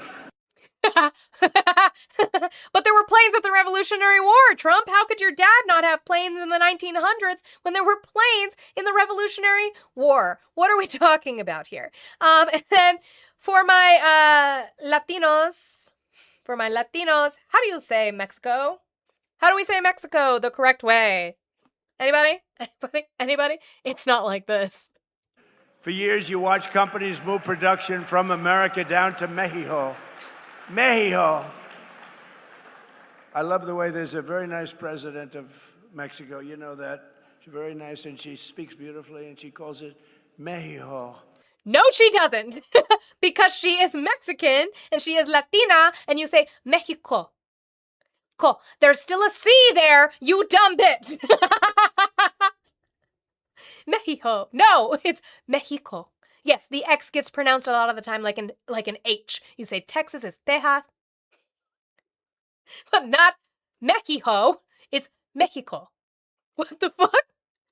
So I said to a group the other day, and we will stop all business going to Mexico. And they didn't know what the hell I was talking about.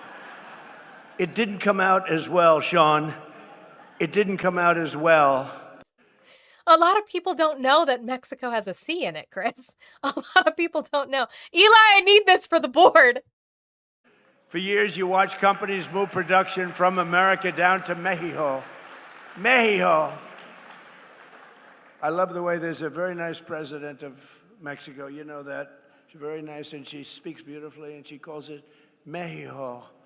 So I said to a group the other day, and we will stop all business going to Mexico. And they didn't know what the hell I was talking about. It didn't come out as well, Sean.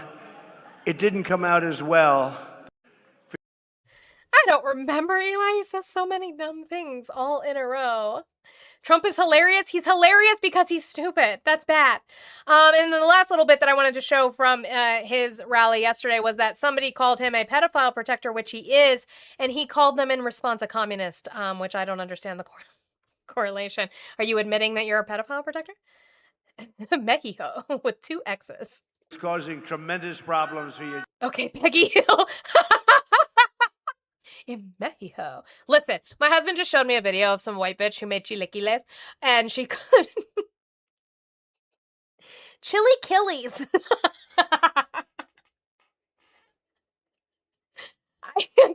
I wanted to, like, crawl under a hole. This was in Michigan. My gaff board isn't big enough. It is, Chris, because I can create folders, so it's fine. It's fine. Chili killies from Mexico. Go away. Okay, anyway, pedophile protector. It's causing tremendous problems for your jobs. But now all of that is changing because I placed historic tariffs on foreign producers and manufacturers, including a 25% tariff on foreign automobiles, something that no... So if you can hear him, he is chanting, pedophile protector, pedophile protector. other president had the courage to ever do.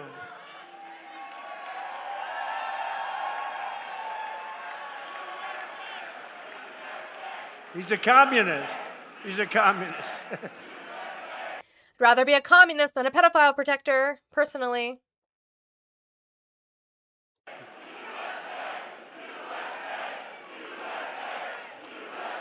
He's so mad. Thank you. He's a communist. We're running against communists. Now, this is great. You're not, but sure. Communists don't get involved in the state. We know the left had an entire feud about it this weekend. All right, moving on to Iran. Kilmeade is going to ask Trump in his interview, who are you talking to if you're talking to Iran? Because Iran is explicitly saying that we're not talking to anybody. So before we move on to that, guys, I appreciate you guys getting me to 148,000 likes. Thank you guys so much. We can definitely, I hope, get to 200,000 before we hit the top of that hour. So thank you guys so much for that. If my gifting is back, we have the little roses up, and make sure that we are working on the gift gallery. We have 7 out of 13 done in the gift gallery, but if we could light those up, if you have the means and the TikTok coinage with which to do so, I'd appreciate it over here on TikTok. Guys, if you're watching on YouTube and you haven't hit that thumbs up, hit that thumbs up button for me. If you're not organizing, what are you doing? Hit that thumbs up button for me. I would appreciate it. Surgeon, you said, I don't mind being called communist, but they don't even know what that means. Also that. So there's that as well. So hit that thumbs up on YouTube. Make sure you guys are still supporting me as we are sitting here, whether you hate me or not. You guys aren't brave enough to call in with factual information, so here we are. And this is, I am organizing. Mia, you actually are, though. Legitimately, you are. So this is Donald Trump saying we are talking to people in Iran. Iran is saying we're not talking to the U.S. anymore. So what are we talking about here? War in Iran.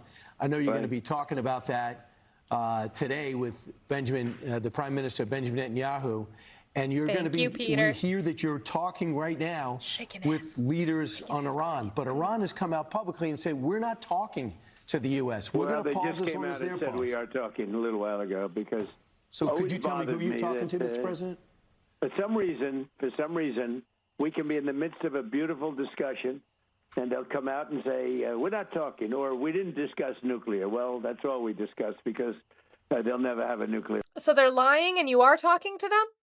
If they're lying and you're talking to them, what kind of a negotiation do you think you can get out of them? Like, you can't have all sides of the argument. Yeah, we're talking to them to keep the markets at bay so that the markets don't look that bad.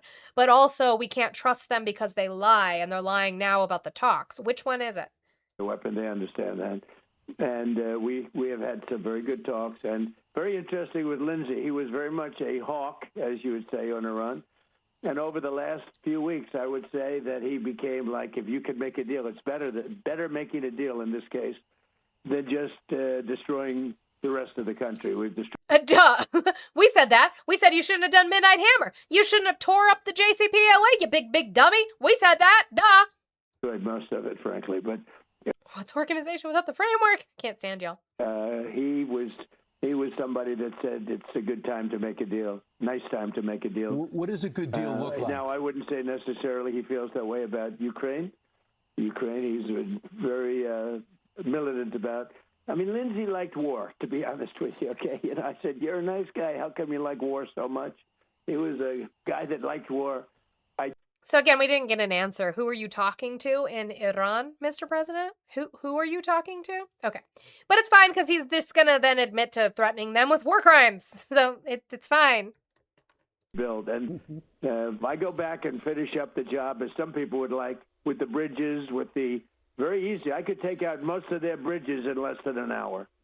Less than an hour. But, you know, it takes them 10 years to build a bridge. Bridges take the longest, and power plants are second. I can knock out the power plants. Within one day, all of their power plants would be gone. And I let them know that, you know, with negotiations. I said, look, people want me to do that. I think I get almost the same thing out of it as doing it. But the problem is they'll never be able to, you know, I think about 91 million people without power, without bridges, would have to live, build. Oh, you think about that?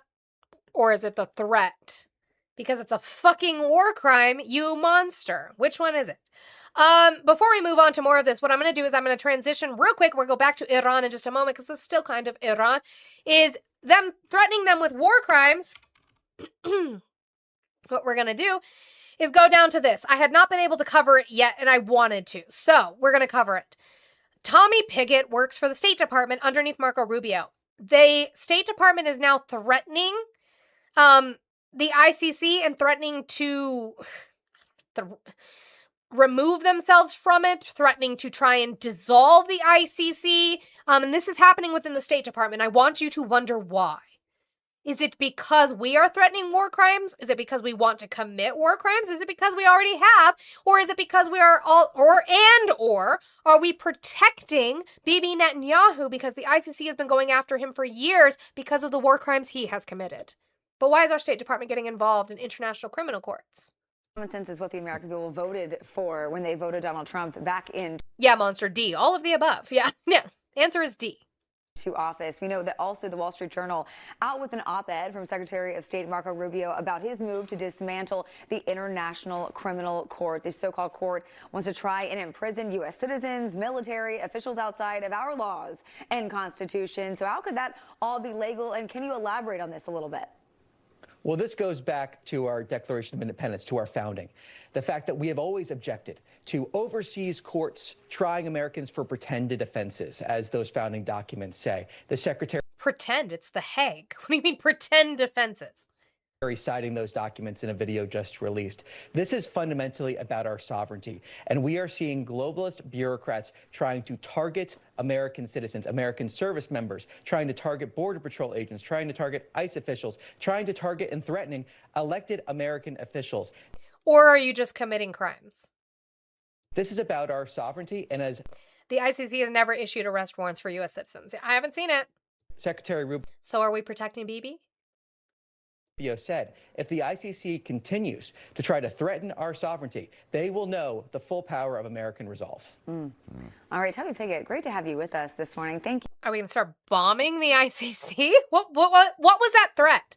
We're going to start bombing the ICC? So this is Marco Rubio's video talking about the International Criminal Court and trying this idea to dismantle it or just not recognize it at all. For 250 years, Americans have governed ourselves as a free and sovereign people. We choose our own leaders, we determine our own laws, and when we're accused of a crime, we stand for judgment before a jury of our own peers. This is the essential and indispensable feature of our form of government. It is the foundation of our shared way of life. But today, powerful people in faraway places want to take that away from us. They believe that they should be in charge of your laws, of your country, your life. And they don't care whether or not you agree. Halfway across the world, there's an institution that calls itself the International Criminal Court. Maybe you've heard of it, maybe you haven't. But chances are you don't know the names of its judges, of its prosecutors, or its president. and you shouldn't have to. But as we speak, the ICC and its friends are waging a war against our country, not with bullets or missiles, but with statutes and compacts and the force of so-called international law. Oh no, not international law that keeps us from fucking killing people. That darn international law. You know what it is? It's those damn boats. They know it's coming.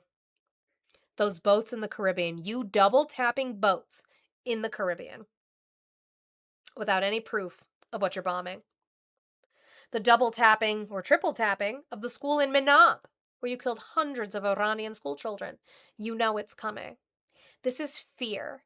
This is fear of an entity higher than you, even just if it can't be enforced, even just ethically, even just morally, coming after you for the crimes you've committed that we have all agreed to under treaties of international law.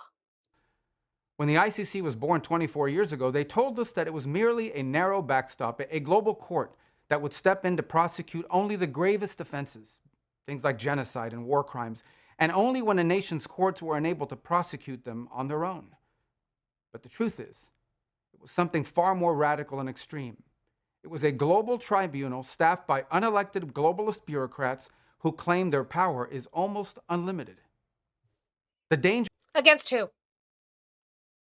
Who are they going after? They have arrest warrants out for Putin. Is that wrong? Or is it just Bibi? The danger of this global court has only continued to grow. Today, it threatens every aspect of our political and legal system. Border Patrol agents removing violent criminals from our country. American Marines risk... Where has the ICC come after CBP? Where has the ICC come after the Marines? Where? Risking their lives to defend our homeland. Prosecutors working to dismantle terrorist plots to attack and kill Americans. Where? If we stand idle, all of them would be at the mercy of foreign judges thousands of miles away, facing the constant risk of prosecution and even imprisonment for the so-called crime of defending their own country. The American people. Thank you, Ari. By the way, the ICC prosecutors get elected by the member states. So it's still a democratic process. Never agreed to any of this, and they never will. Read the words of our Declaration of Independence. We fought a revolution against a foreign power, transporting us beyond seas to be tried for pretended offenses. Independence is our birthright. No, what? We will never let foreign bureaucrats take that away from us. This administration will not sit by as the ICC and its allies seek to threaten our people. If they believe they can deprive us of our sovereignty, we will teach them the full meaning of American resolve. Again, what is the resolve? Because every time I hear resolve, it comes from words like, it comes from people like Vance and Hegseth, and that sounds like it's a threat. So then I had this article from Euronews about the threat that they were posing. Okay, this is EU. Evans voted to defund Planned. Excuse you. Nobody asked for that. He did. Representative Gabe Evans did that. Vote for Manny Rutinel. If you're in Colorado District 8, vote for Manny Rutinel in the general election in November. ICC judges are also elected by member states. Right. So the EU says that threats against the ICC are unacceptable as U.S. launches campaign to dismantle the court. The Trump administration said it would pressure other countries to withdraw from the court, marking a sharp escalation in the U.S. effort to isolate the Hague-based institution. The European Union slammed threats against the ICC on Tuesday after Washington vowed a sweeping campaign against the tribunal. Can I get rid of that? Thank you. We are strongly committed to international criminal justice in the fight against impunity. Attacks or threats against the court-elected officials, personnel, or those cooperating with the court are simply not acceptable, EU spokesperson Anur El-Anouni said. Those comments come after U.S. Secretary of State Marco Rubio launched a sweeping campaign to undermine the ICC that it could include further sanctions and other measures. I don't need to repeat what was said in the video because we saw it. The State Department said in a statement that the campaign will systematically disable the ICC's ability to operate, target American servicemen or officials, or otherwise threaten American sovereignty. That's continuation. It marks a sharp escalation in ongoing U.S. efforts to isolate the Hague-based institution on which the Trump administration had already imposed sanctions. The U.S. has previously targeted individual court officials it deems a threat to U.S. interests, but the new whole-of-government campaign will pressure other nations to withdraw from the ICC and cut off any financial support to the court, according to the State Department official who spoke on condition of anonymity. No diplomatic option will be off limits in the campaign to dismantle the threat posed by the ICC to Americans. Among the actions the U.S. government plans to take is increased scrutiny of nations that refuse to reject the ICC's false authority while relying on U.S. assistance. So, we're going to blackmail them. Love that. We're going to extort them with the aid that we send them, which, by the way, you can't do if it's approved by Congress. So that's going to go to court. That'll be fun. The announcement immediately drew condemnation from international legal experts. Kenneth Roth, the former executive director of Human Rights Watch, wrote on X that the Trump administration wants to, quote, to be able to commit war crimes with impunity, even on the territory of governments that have joined the International Criminal Court. Rubio is dressing up his quest for impunity for American war crimes abroad under the label of national sovereignty, which ignores the sovereign right of other nations to invoke the ICC for crimes committed on their territory. He makes it sound like the ICC acts out of the blue anywhere it wants, when in fact it acts only against crimes committed on the territory states that have invited it. The ICC only has jurisdiction to investigate crimes committed in states that are a party to the Rome Statute, the 2002 treaty that established the court. The court has never opened investigations in crimes. The court has never opened investigations into crimes committed on American soil, and the United States has not ratified the treaty. So we're going after them, why? Preemptively, to be able to commit crimes is kind of what it sounds like. And then I also had this, which was from the Council on Foreign Relations. It's just a kind of background on the role of the International Criminal Court. It was created to bring justice to the world's worst criminals, but debate over the court still rages. The Hague-based ICC seeks to investigate and prosecute those responsible for grave offenses such as genocide, crimes against humanity, and war crimes, which is why Bibi has a warrant out.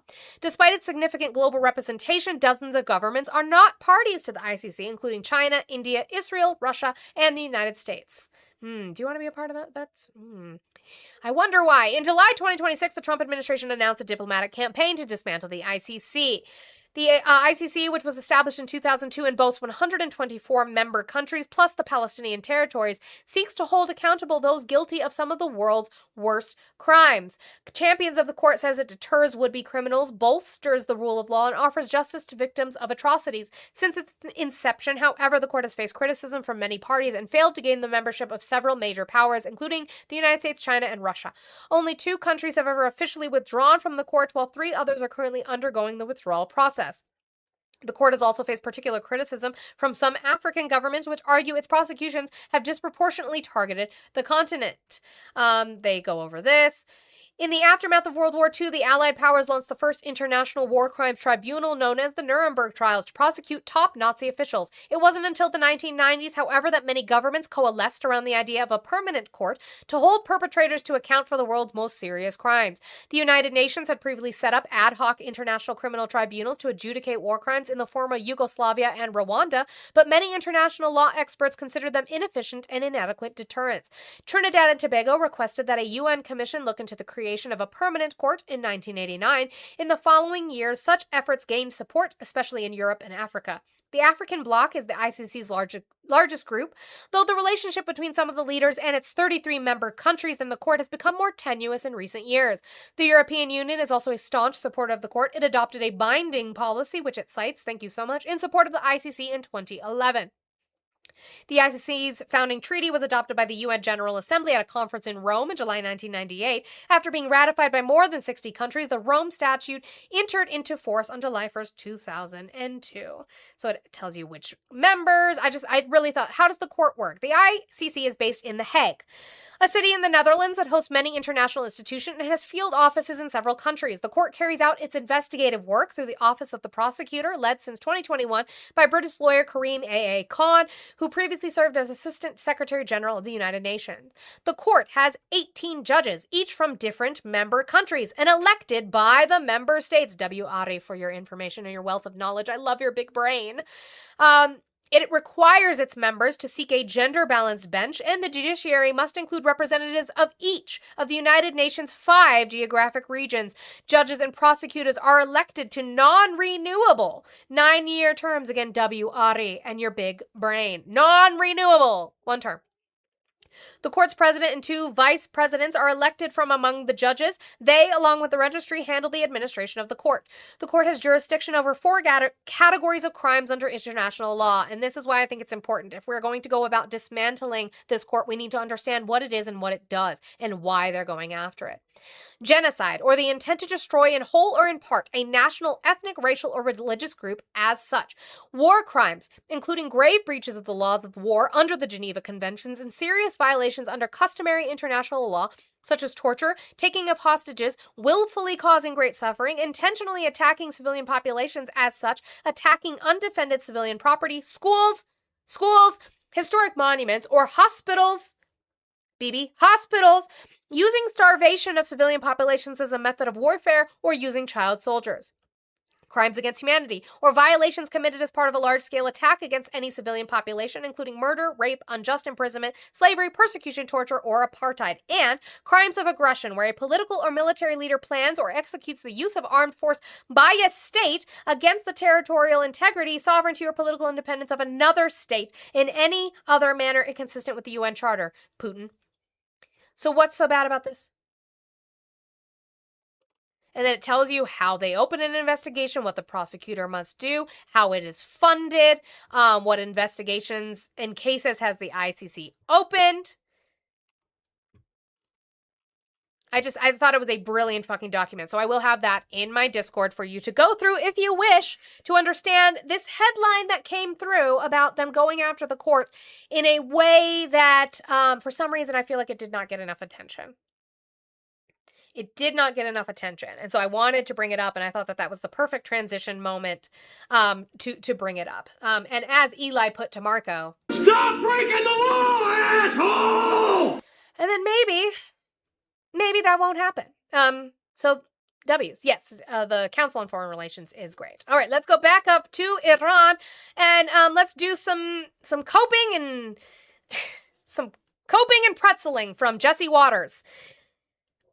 A toll is not a toll. Remember, Iran will never be allowed to do a toll on the strait, and we control the strait, and it's against, which is actually funny. What did Marco Rubio cite for the reason why Iran cannot charge a toll on the Strait of Hormuz? Can anybody remember? I've played the video multiple times. Why is Iran not allowed to charge a toll on the Strait of Hormuz? According to Marco Rubio, it violates what? Oh, wait.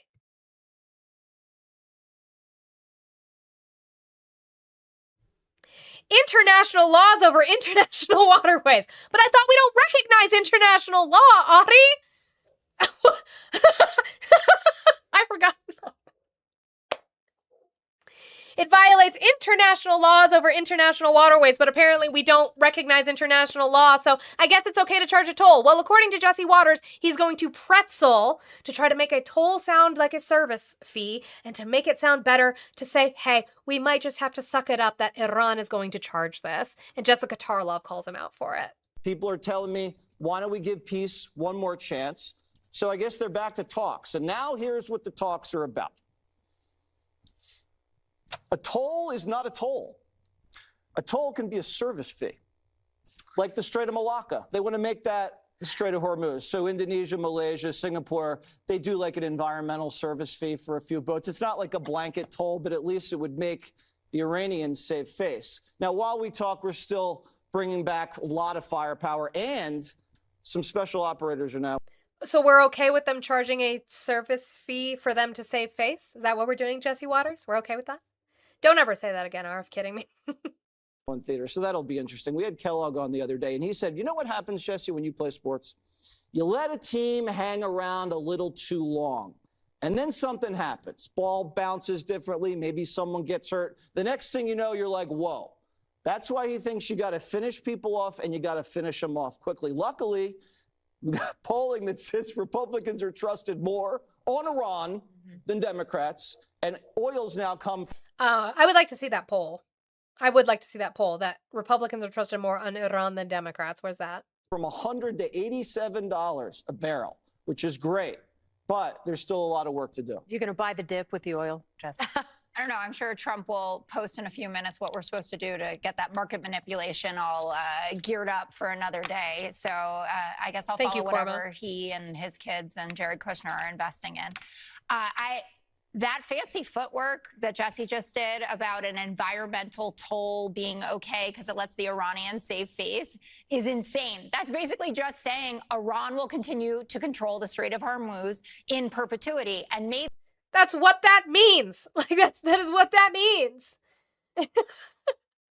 Maybe we should have thought about that before we started this thing. If it was part of the wargaming, which everyone from the defense secretary to General Kane has said that it was, how did you not expect this to happen? It's like you gave them the best toy ever and you think they're just going to give it back to you. That is not how toddlers behave. And Jesse should know that. Because I'm a father, not a toddler. Exactly. However because you he's a want to toddler. slice it. But again, it sounds like the U.S. is trying to save face by allowing them to charge a toll. That's what it sounds like to me. So, but sure, keep pretzeling, keep coping, keep seething, babe. It's fine. We'll just keep doing what we do. Okay. Moving on to Trump saying that the U.S. controls the strait and that we had the confines of a deal. Not quite sure what that means. We have a blockade up there right now, and only ships that we want to get through. Iran doesn't control the strait. We control the strait. Now, they can drop a couple of mines in there and screw things up, but we control the strait. Our Navy is incredible. Not one ship has gotten to Iran during any time where we had the blockade. So we had the blockade. Right. We had the confines of a deal. We had the confines of a deal. You had a memorandum of understanding, which we all knew, based on reading it, was meant to lead to 60 days of negotiations that didn't materialize because you broke the deal within 24 hours. The confines of a deal. Concepts of a plan. Oh, interesting. Okay. So, Ari sent me this. Thank you. Here's a poll. Well, this is citing CBS News YouGov, but okay. So, Republicans hold narrow edge over Democrats on Iran policy. As Ari put it, it says a new CBS News YouGov survey found Republicans leading Democrats by 2 percentage points on which party Americans trust more to handle Iran. But she is saying she can only find it on Jewish news sites, which is interesting. Does it cite it? CBS News poll finds Iran conflict marked by feelings of uncertainty. Most say it's more difficult than Trump had expected. Feel about U.S. conflict with Iran. I think they marked it. I just want to say.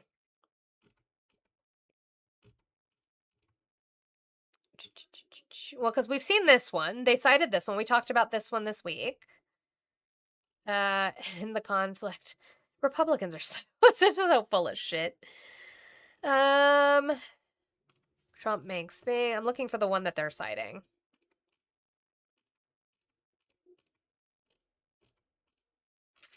Here we go. This is the one.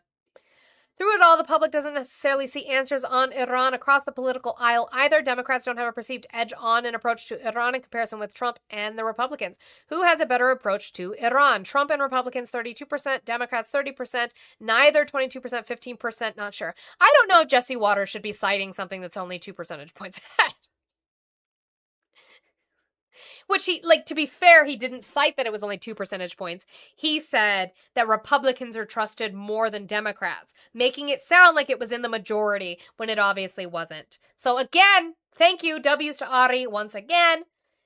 Fact check the shit that they tell you, because if you hear Republicans are trusted more than Democrats on Iran, it is going to sound like a majority. And it's not. And as Ari points out, that means that 37 are on the sidelines of neither and not sure, which is higher than even the 32% on having a better approach. Like, just be honest. Just be honest.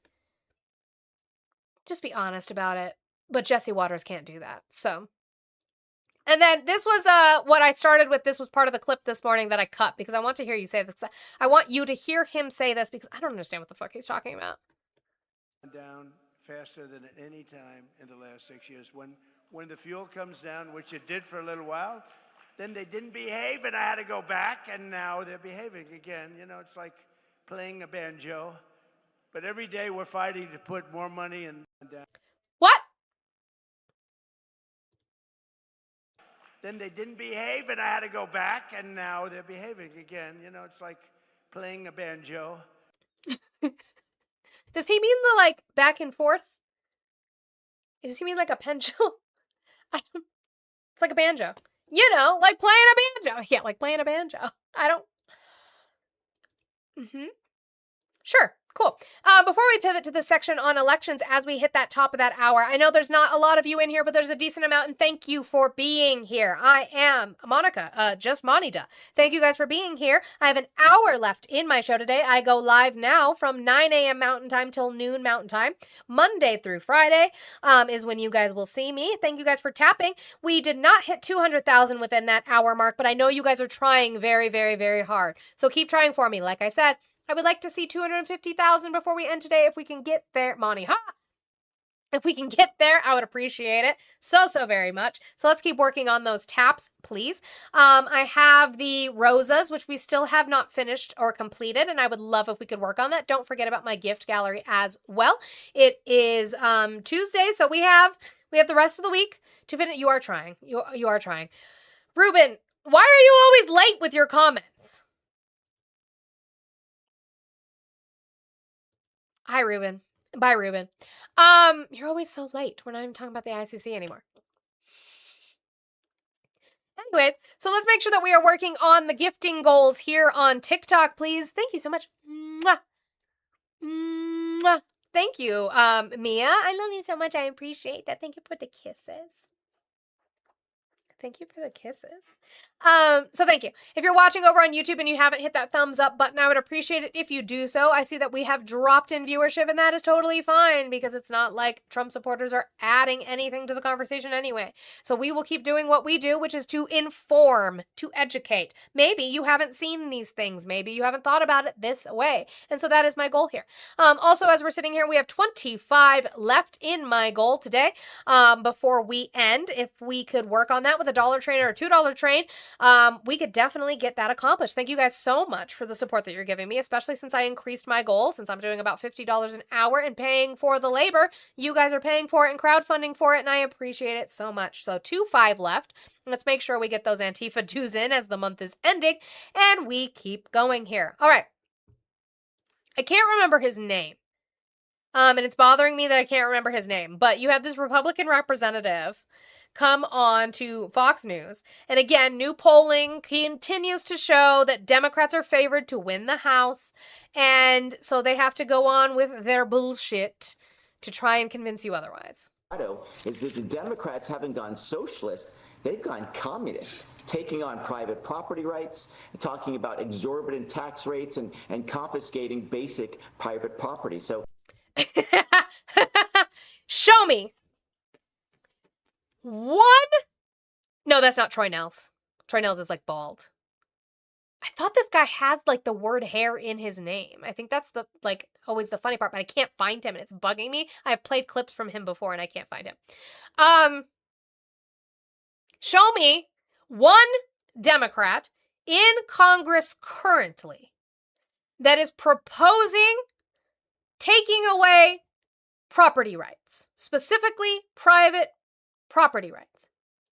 Can anybody find me a person in Congress right now who is a registered Democrat that is proposing coming after private property rights?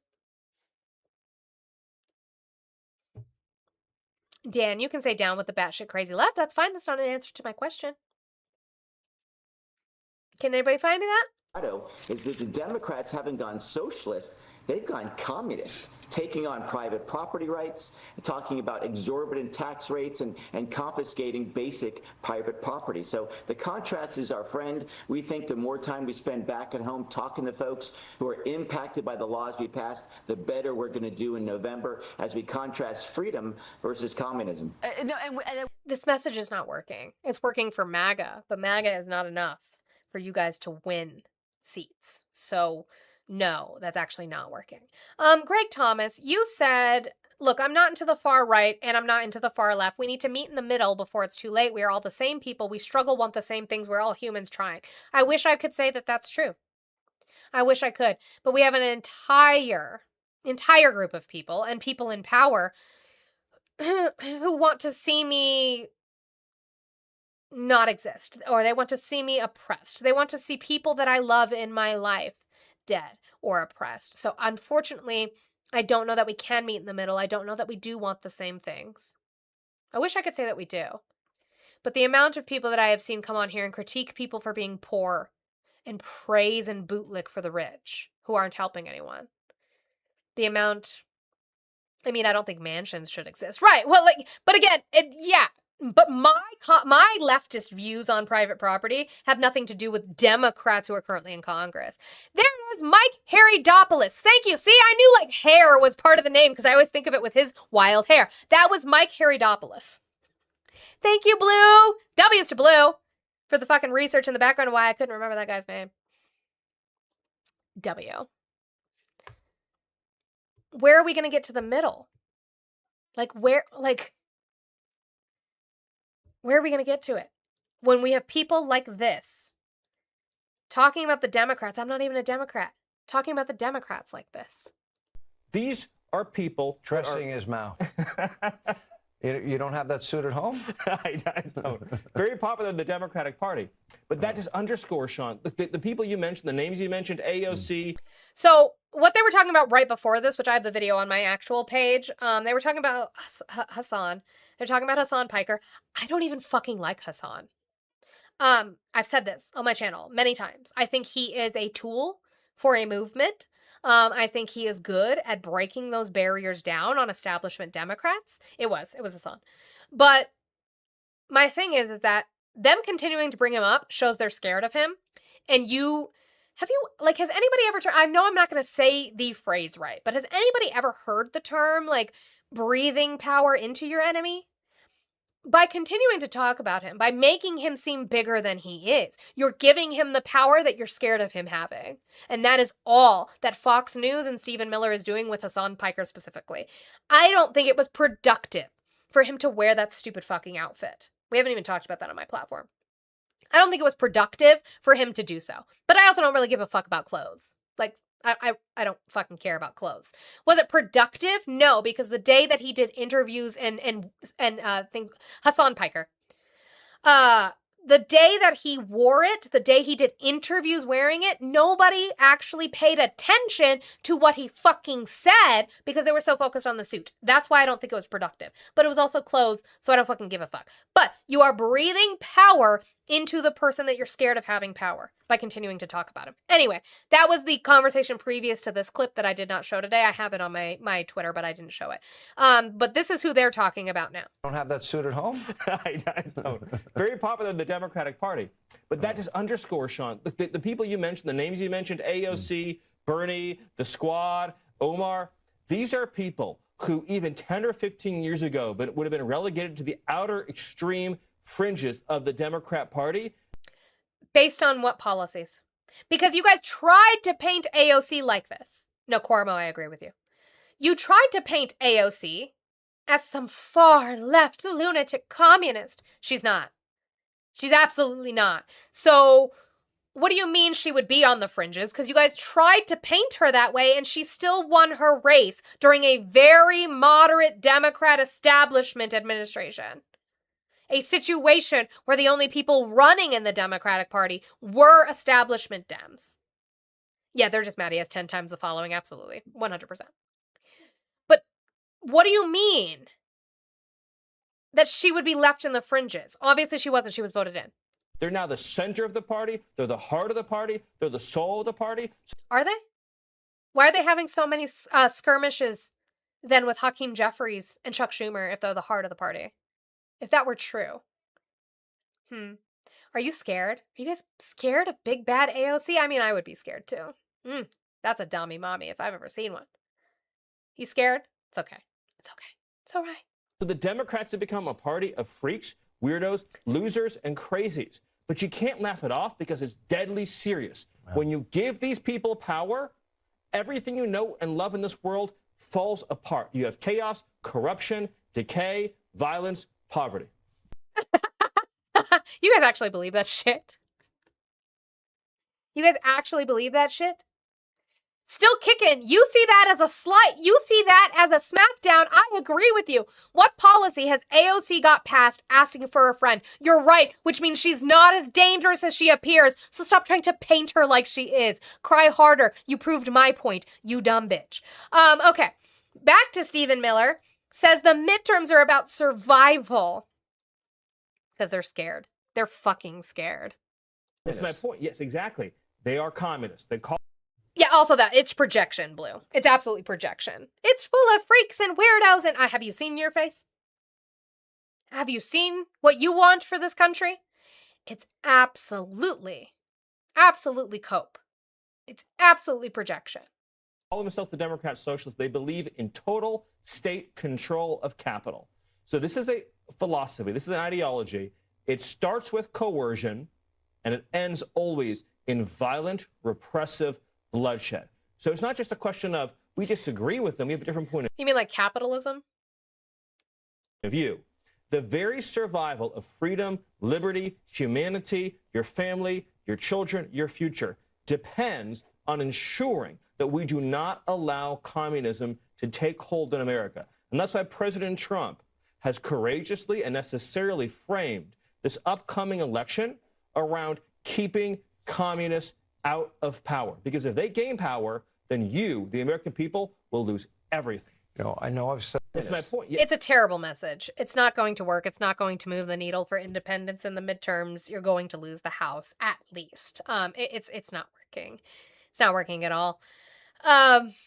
There's no communism within the Democratic Party. That's just silly. I'm going to bring up Ari, but W's to Cormo. Thank you, Cormo, so much for the $10. You said, hi, this is Cormo. Hi, Cormo. Thank you so much, and thank you for tapping. I know you said you are down there, and I appreciate you so much, guys. That leaves us with 15 left in our goal, and it is about 45 minutes until the end of my stream today. We'll bring up Ari while I put that math in. Hi. I just want to remind everybody that... Oh, no, you cut out. Oh, shit. Oh, there you are. Can you hear me? Yes. Okay. Stephen Miller hates black people so much that he went bald. To avoid having hair? His hair is black. Yeah, because his hair is black. It's true. That's true. Now you're dropping after that. It's crazy. She's right. She's right. So then this is just a little piece that I wanted to show. So there's a man by the name of Kevin Kiley, okay, who is running, and he just recently switched parties. He switched party affiliation. So he went from a registered Republican to a registered independent. This is why we don't say that independents are central, because you can be an independent on the left, you can be an independent on the right, and Mehdi Hasan, different Hasan Islamophobes, Mehdi Hasan pushes back on him about questions that he was asked regarding the 2020 contest in way back when in 2021 compared to now. I thought it was a really good interview just to show you their lack of integrity, their weaselly, spineless bullshit that they will do to try to get your vote. They don't give a fuck about you. They just want power. During Trump's televised address the other week, he not just called for the Save America Act to be passed, he claimed that China and other foreign actors had interfered, had hacked into the 2020 election, had changed the results, even though the intelligence documents he published on the White House website did not show that at all. In fact, in some cases, they showed the opposite. They said China did not succeed in changing any votes. I have to ask you, he's obsessed with the 2020 election. Do you believe the 2020 election was stolen, as Donald Trump says it was, or do you accept that's a lie and that Joe Biden legitimately won the 2020 presidential election? I believe believe Joe Biden won the 2020 election. Why has it taken you so long to say that? It hasn't. I know that the Bee did something recently about this, but I've said from the moment that I was ever asked about this that we have one standard for who's the president of this country, and it's who the Electoral College votes for. So any other criticism anyone with might respect, have, Congressman, that's not what you've said. We checked. No, it is what I said. Absolutely. You were asked in August. This is a man by the name of Kevin Kiley. If I remember right, what is he running for? Again, he changed his party affiliation. He is currently, I don't want to go to your page. No, thank you. He is currently serving in California's 3rd Congressional District. He was an unsuccessful candidate to replace California Governor Newsom. So what is he? He's running for re-election in that district, but as an independent. 2021 by the LA Times. If you believed Trump that the 2020 election was stolen, you were asked the same question by the Sacramento Bee in March 2022. You were asked it again for a 3rd time by KCRA3 and Cap Radio in June 2022. On each and every occasion, you refused.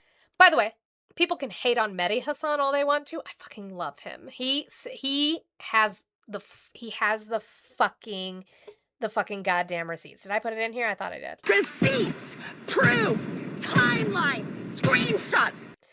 Always. He always comes with the receipts. Love Mehdi Hasan. And you were asked the same question by the Sacramento Bee in March 2022. You were asked it again for a 3rd time by KCRA3 and Cap Radio in June 2022. On each and every occasion, you refused to answer the question. No, it's not In fact, true. the LA Times editorial board said, we asked Kiley, who won the 2020 election. He refused to say whether Biden was legitimately chosen. That is shameful. That is the editorial board of the LA That's not Times. true. You can go back and look at the actual transcript. I think you're just of the interview. You said I don't quoting delve the into article. electoral politics yeah. at all. So the context of this was we were in the middle You of couldn't bring yourself to say Joe Biden won. we were in the square. middle of a statewide recall campaign. And you didn't they want to were piss off firing all MAGA these voters. questions. No, that's not true because in California. We were in the middle of a recall campaign, and you didn't want to piss off MAGA voters. Yeah, no, Gen X, I don't. I think, like I said, I think he has a space in the movement, and I think that's important to do his job in his space. I just don't like using him as this, like, figure for the left. I just don't like that. He's the epitome of I am speaking now, hush. Yeah. California have to have, obviously we went across partisan. And so there are all these questions about national politics and January 6th and this and that. And I just said very clearly, look, this is about one thing, the state issues in California, the quality of life issues that we're facing in California. So I never said anything about elections illegitimate, anything along those lines. No, you didn't say you didn't accept that he won. When I was finally, and by the way, this was my view from the moment I took office in California. I was a state legislator for 6 years. And I said, look, national politics is one thing. I'm not going to be a pundit about national politics. I focus on the issues that affect people's lives. Hold on. In 2022, you were running for Congress. Right, exactly. And Sacramento Bee asked, I just asked you the question, did he win? And you This is to be petty. That man's biggest enemy right now, he should probably not worry about politics, because that man's biggest enemy is the motherfucking sun. Like, maybe he should worry about the fact that his biggest enemy is the sun right now, but that's just a thought. Hold on. In 2022, you were running for Congress. Right, exactly. And Sacramento Bee asked, I just asked you the question, did he win? And you said yes. You gave a very straight answer. But you didn't say that in 2022. You were asked in 2022 by the Sacramento Bee. You said, I don't think it does us any good to be litigating past battles. You didn't say that to me, but you did say it to the Bee. So what I'm saying is you have changed. I probably did say that, after saying what I said as well to you, which is the Electoral College voted. That's how we determine and in fact, You I did say say the that same to thing the LA right now. Times. That we, why are we focused on But something Joe from Biden 6 won years fair ago? and square. Yeah, of course. The answer to your question why we're focused on it is because the president just gave a speech to the nation. Right, and talking so I'd about say the same so thing blame to him your former as I party say to leader. you. It's like, why don't we look forward as opposed to looking Well, I'm backwards? only talking about it because he's talking about it. I wish I could talk about I more get it. substantive things. Right, but you didn't tell Mehdi, I don't want to I don't want to get into something that's already passed. Let's not talk about that. But you said that in 2021.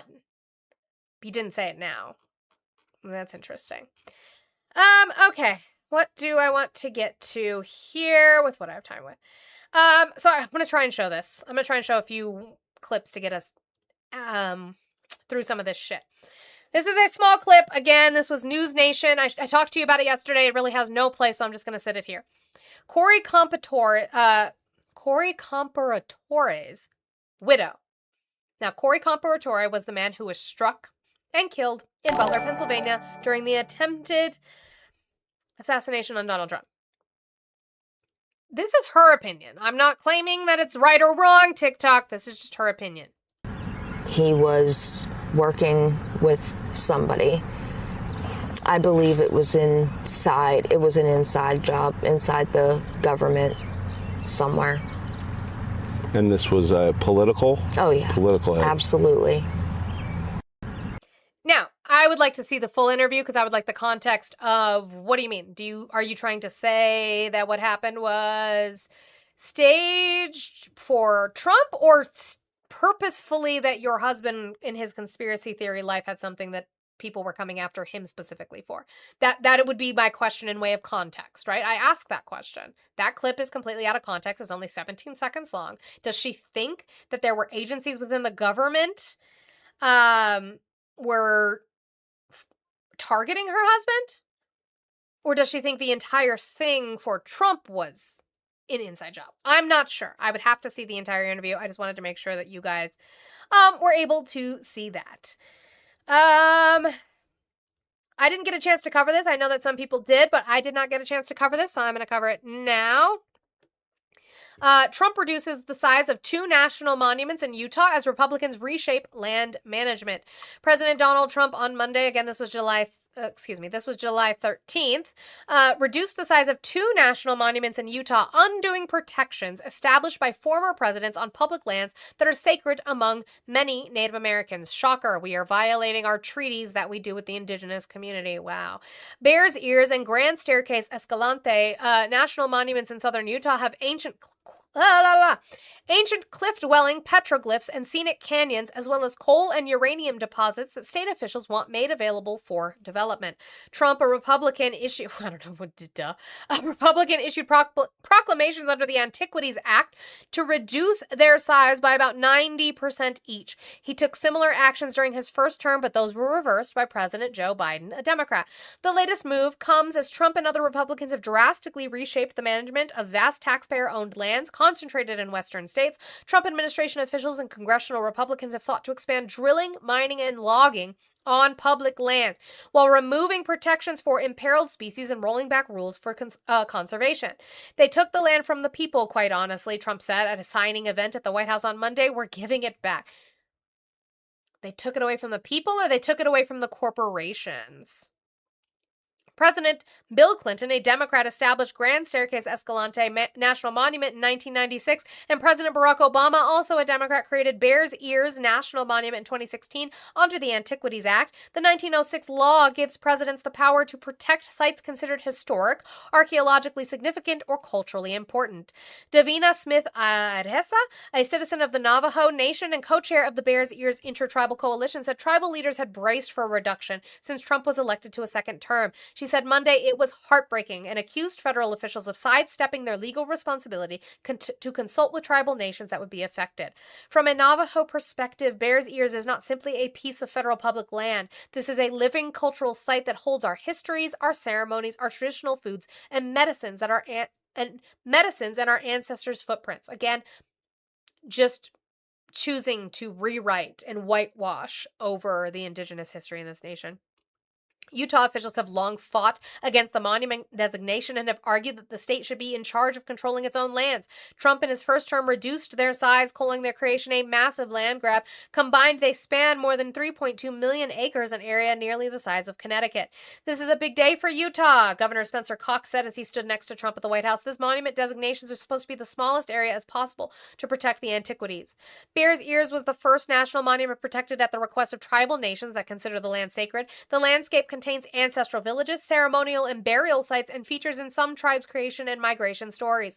Its designation honored 5 tribes in the region. I apologize if I pronounce any of these incorrectly: Navajo, Hopi, Zuni, Ute Mountain, Ute, and Uinta Ure Ute. Home to hundreds of thousands of objects of cultural and scientific significance, Bears Ears is jointly managed by an agreement between tribal nations and federal agencies. Grand Staircase Escalante consists of cliffs, canyons, natural arches, and archaeological sites, including rock paintings. It holds large coal reserves, while the Bears Ears area has uranium. The National Monument designation provides sweeping protections not just for significant geological features or artifacts, but also for the surrounding landscape, banning drilling, mining, and new construction nearby. Proponents of Trump's plan to downsize say the protective boundaries stretch too far and hinder mining for critical minerals. Biden designated or expanded more than a dozen monuments and had a goal to conserve at least 30% of U.S. lands and waters by 2030. Trump's policies are largely the opposite. He wants to tap into the natural resource wealth of federal lands that total more than 100,000 square miles and offshore areas under federal control, such as in the Gulf of Mexico and off Alaska. That's drawn a sharp backlash from Democrats and conservationists who warn the wholesale disposal of treasured landscapes for commercial gain. Doug Burgum said some shit, but again, we're going after federal fucking land, and I have an issue with that personally, but that's just me.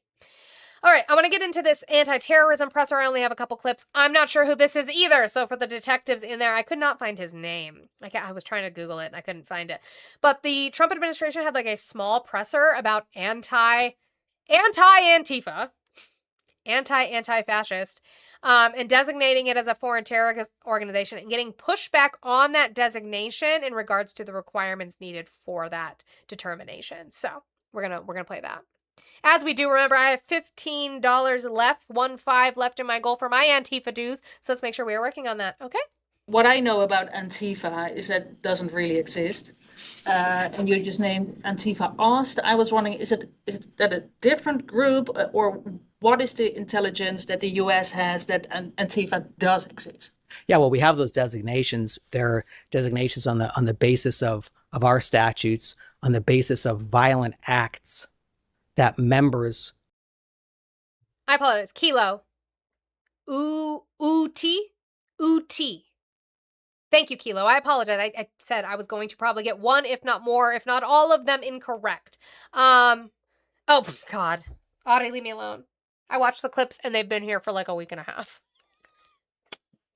This is Gregory D. Logerfo. I knew the name the whole time. I didn't ask anybody to look for it. I wouldn't do that. I'm a professional in this space. Obviously, I found who this was. How dare you doubt me? That's rude. Wow, that was rude. I'm just kidding. Back to the clip. Let's focus on what he said since his name was on the fucking screen. I swear the other clip didn't have his name. Maybe it was that. I don't remember. I'm just making excuses for myself anyway. About Antifa is that it doesn't really exist. And you just named Antifa Ost. I was wondering, is it that a different group, or what is the intelligence that the U.S. has that Antifa does exist?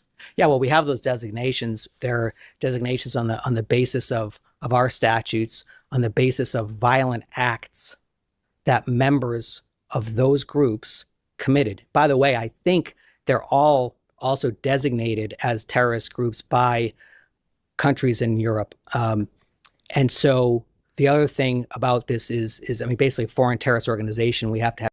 I would like to see where Antifa is classified as a terrorist organization, foreign terrorist organization in Europe.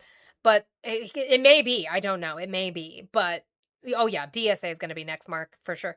Good morning. Hi, Danny. But, yeah, you make a good point, Lenati, which is I'm still waiting to hear who the head of Antifa is. Remember that do we remember they arrested the head of Antifa's girlfriend? Do you remember that? The head of Antifa's girlfriend was arrested, but they didn't arrest the head of Antifa if they're a, terrorist organization. We don't remember that? I'll see if I can find it. There's three components. It has to be foreign, has to be terrorist, has to be an organization. And all four of these groups met that test. And we see this as something that will keep America safe and secure. And we're looking at actively at more designations. What I know about Antifa. Okay, so let me. Yeah, I do, because it was Kristi Noem who fucking said it. Let me see if I can find it. My gosh, there's so many tabs on this page. Stop it. Do, do, do, do, do, do, do, do, do.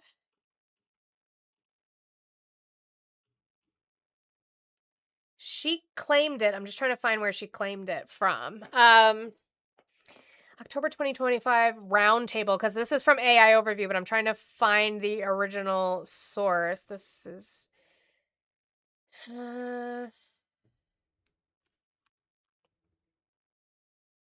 Okay. So this is, I'll have to find the actual video. It was Noam. Noam's recent statement on C-SPAN that one of those arrested by law enforcement was the girlfriend of one of the founders of Antifa is more than a careless falsehood. So how can we, if it's a foreign terrorist organization, how come you didn't arrest that person? Let me see if I can find the actual clip of her saying it.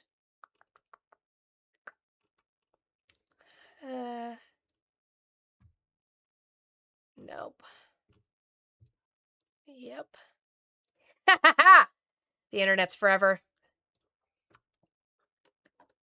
They have been so bold in making sure we're bringing those individuals to justice. One of the individuals we arrested recently in Portland was the girlfriend of one of the founders of Antifa, and that we are hoping that as we go after her, interview her, and prosecute her, we will get more and more information about the network and how we can root them out.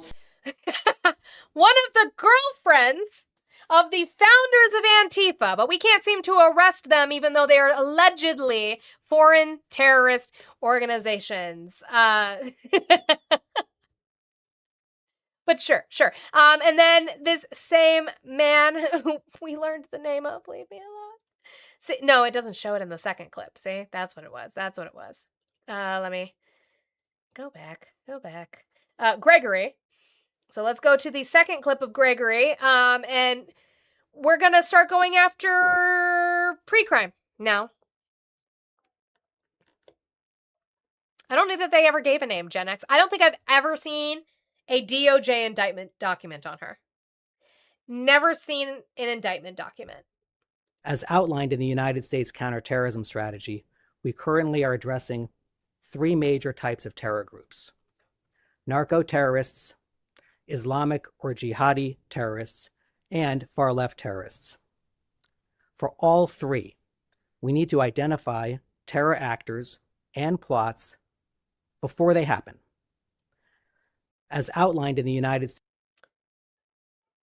We need to get to it before they happen. Okay, Tom Cruise, how are you going to do that? What in the Minority Report technology do you think you have? Oh, no, you're just going to start looking for crimes without actually having them. That's what it sounds like. Thank you. W, Minority Report, and pre-crime, I guess. That's how Tom Cruise got himself into some shit. Kilo, I apologize again for my inability to understand what you were saying. Ute. No, I totally, yeah. It's hard to write sounds out through there. But thank you. Ute. What Matrix bullshit is he going to pull off to do that? I don't know. But protesting is terrorism. Yeah. Again, I'm just kind of running through clips that I haven't been able to get through. These ones I don't even want anymore. This will really help me get through so many of the things. This is a real quick one quick clip. I think it's the best way to do this right now, because with the time that I have left, then I can actually get to stuff that I want to get to this week. This was a congressional hearing that Russell Vought has. So Russell Vought is the acting... Russell Vought, who wrote the OMB's portion of Project 2025, is the director of the OMB, the Office of Management Budget. Sorry. No, Kayla, because I don't think they actually arrested anybody. So... because there was no indictment, there was no anything, there was no interview from this person, there was no release on bail. It didn't happen. Noam lied. We're shocked. But again, Russell Vought wrote the OMB portion on Project 2025. He was then nominated and confirmed to be the director of OMB, Office of Management and Budget under Trump's second term. He is also, right now, the acting director of the CFPB, the Consumer Financial Protection Bureau. They have a nominee for the CFPB now. They have been interviewing him. We have gone over that a little bit, who will probably be nominated to take over for Russell Vought. But in the interim, he had to go in front of Congress, being in charge of the CFPB. And seeing as he is somebody who simply wants to slash protections for consumers, it is very interesting to me that he got put in charge of the CFPB. But here he is, and I want you to notice something he says, and he says it's very important.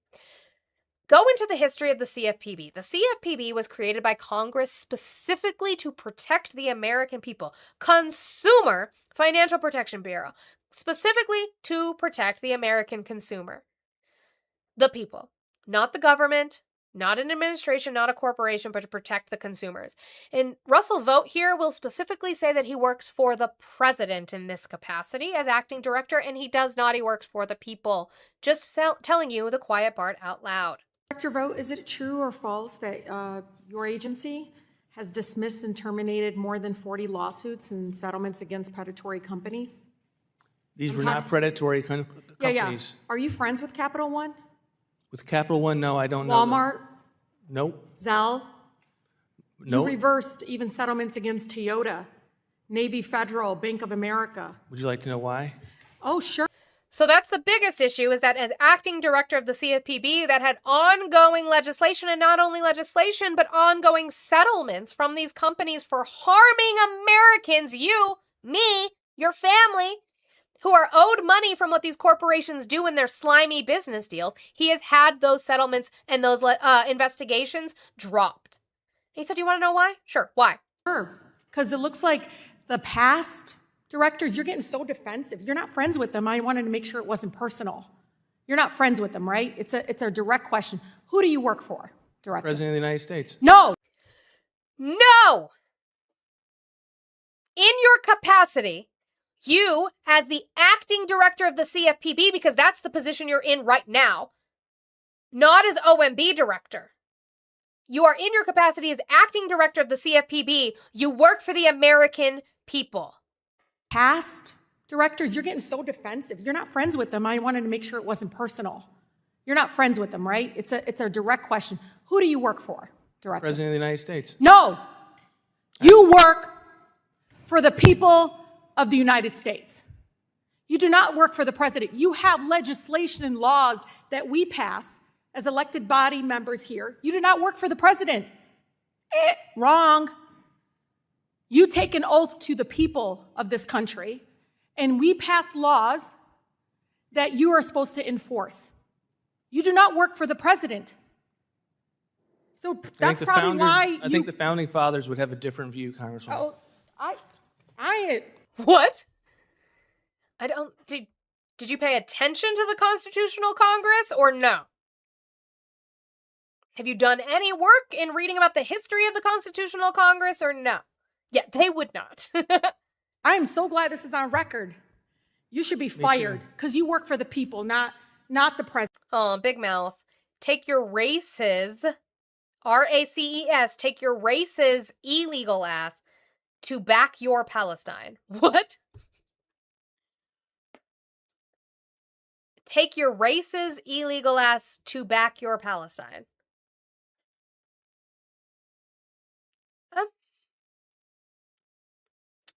I don't compete in races, unless it's Mario Kart. And then, no, it was Big Mouth. Some Big Mouth loser. I was born in the United States of America. And I have no connections in my ancestry to Palestine. But okay. President. None of us work for the president. The president won an election. I understand. I'm not. They put him in office. I actually don't contest that like you all do. Now, is it true these cases and others dropped lawsuits could have returned hundreds of millions of dollars to consumers? They could have also said. Well, Kayla, at least when I win races, I don't come in fifth. Oh, I'm sorry. I don't tie in fifth when I compete in races. Terrible regulatory initiative and enforcement I'd like to decisions. enter into the record, Director Vought. A memo, Chairman, from the Protect Borrowers, the Consumer Federation of America, and Americans for Financial Reform Education Fund, because I want the American people to see all the lawsuits you filed. Without objection. Is she from Palestine? Your sentence still didn't make any sense. You decided you didn't file. You actually decided not to pursue those lawsuits. And Mr. Chair, it's important for the American people to know this. Is it true or false before 2005? Ooh, critical. Critical. I'm glad you're back. No, I didn't discount fraud. That's silly. And I did not call a GX550 cheap. Didn't say that at all either. Did I, critical? No, you could rewatch that video. But since you troll me every single day with the same comment, I just posted a new video on YouTube. You should go watch it. We're talking about Nick Shirley. It's fun. Go watch it, babe. CFPB only dropped one enforcement action and never terminated a settlement. I actually don't know. What's the Yeah, you don't know because you think that you work for the president. You actually don't see what the agency was created for. Why do you think the agency was created? Because of the president? Because Congress created the agency because of the awful financial distress that had happened on our American people. You can blink your eyes all you want. Last year, Americans lost roughly $16 billion to fraud. 25% increase from 2024 on your watch. The highest level on record on your watch. In fact, CFPB has received more consumer complaints in 14 months than in the first 14 years of its existence. Your watch. Dr. Vogt, do you think it's just a coincidence that the consumer complaints have reached an all-time high at the same time that your agency has pulled back enforcement and dropped cases, cut staff, and revoked guidance?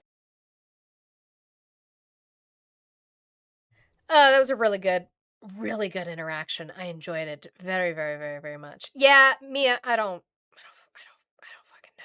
I don't know. It doesn't make any sense. It doesn't make any sense. W's once again, huge W's to Oh Me Oh My for finishing out the rest of the goal with 15. I have to open the message so I can read the entire thing. Hopefully it lets me. In my opinion, Hassan has messaging to work on, but has been getting better at bridging the lib and left. Pod Johns really helped. Him being on Pod Save America really helped. We did play some of that interview here. Also, when Zateo takes it off paywall, man. Yeah, also that. No, I would agree with you. And that's what I'm saying. I think he definitely has. He has some work to do, like anybody does. I wouldn't put that just on him.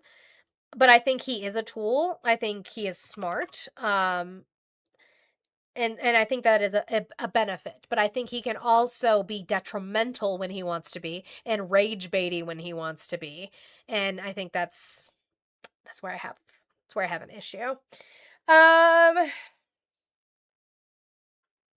I should have put that with my Iran portion. I'll leave that and save it for another day. How long is this? I've been wanting to show it. Ooh, it is like just the right amount of time. I might go over a little bit to do the secondary that comes with it because I've been trying to catch up on all these things. That can go away. Okay. So we're going to play this. This is a More Perfect Union video talking about Peter Thiel. Peter Thiel, one of the PayPal bros, and what their plan has always been, the PayPal bros, and their fucking auto technocracy that they want to have instituted. And so More Perfect Union does an amazing job with this. This is going to be a 14-minute long video. So guys, while we are sitting here, I see we're at 222,000 likes. Let's make sure we try to get to that 250. I believe in you. Maybe 275 if you're real good with those fingers. I'd appreciate it. Guys, we still have not completed these rosas. I don't know what's going on, but we just haven't completed them, and we still have stuff within the gift gallery to get accomplished. Let's make sure we're still doing all the good things. If you're watching on YouTube and you have not hit that thumbs up button for me, I would appreciate it if you did. Thank you. This is about a 15-minute long video from More Perfect Union about Peter Thiel and privatized city-states. As a fan of sci-fi, it's very much giving Weyland-Yutani, but that's just me. I have been researching one of the weirdest stories that I've ever looked into. It's about a once fringe movement among the tech elite that aims to replace governments entirely with corporations. Privatized societies run by CEOs built for profit, not Ilhan Omar is not facing jail time. That's silly. For people. Almost like they wanted their own little worlds, playlands, built just for them based on their desires.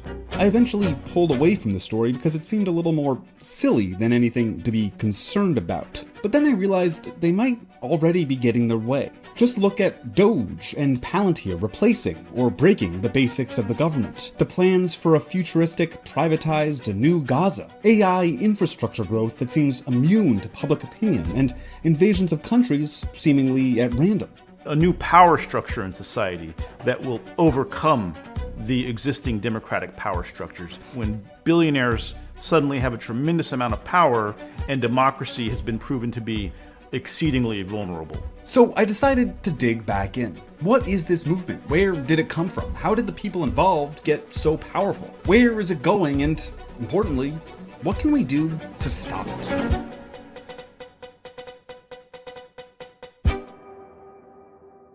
Let's go back to the weird origins of all this. In 2008, Peter Thiel first got involved in philanthropy.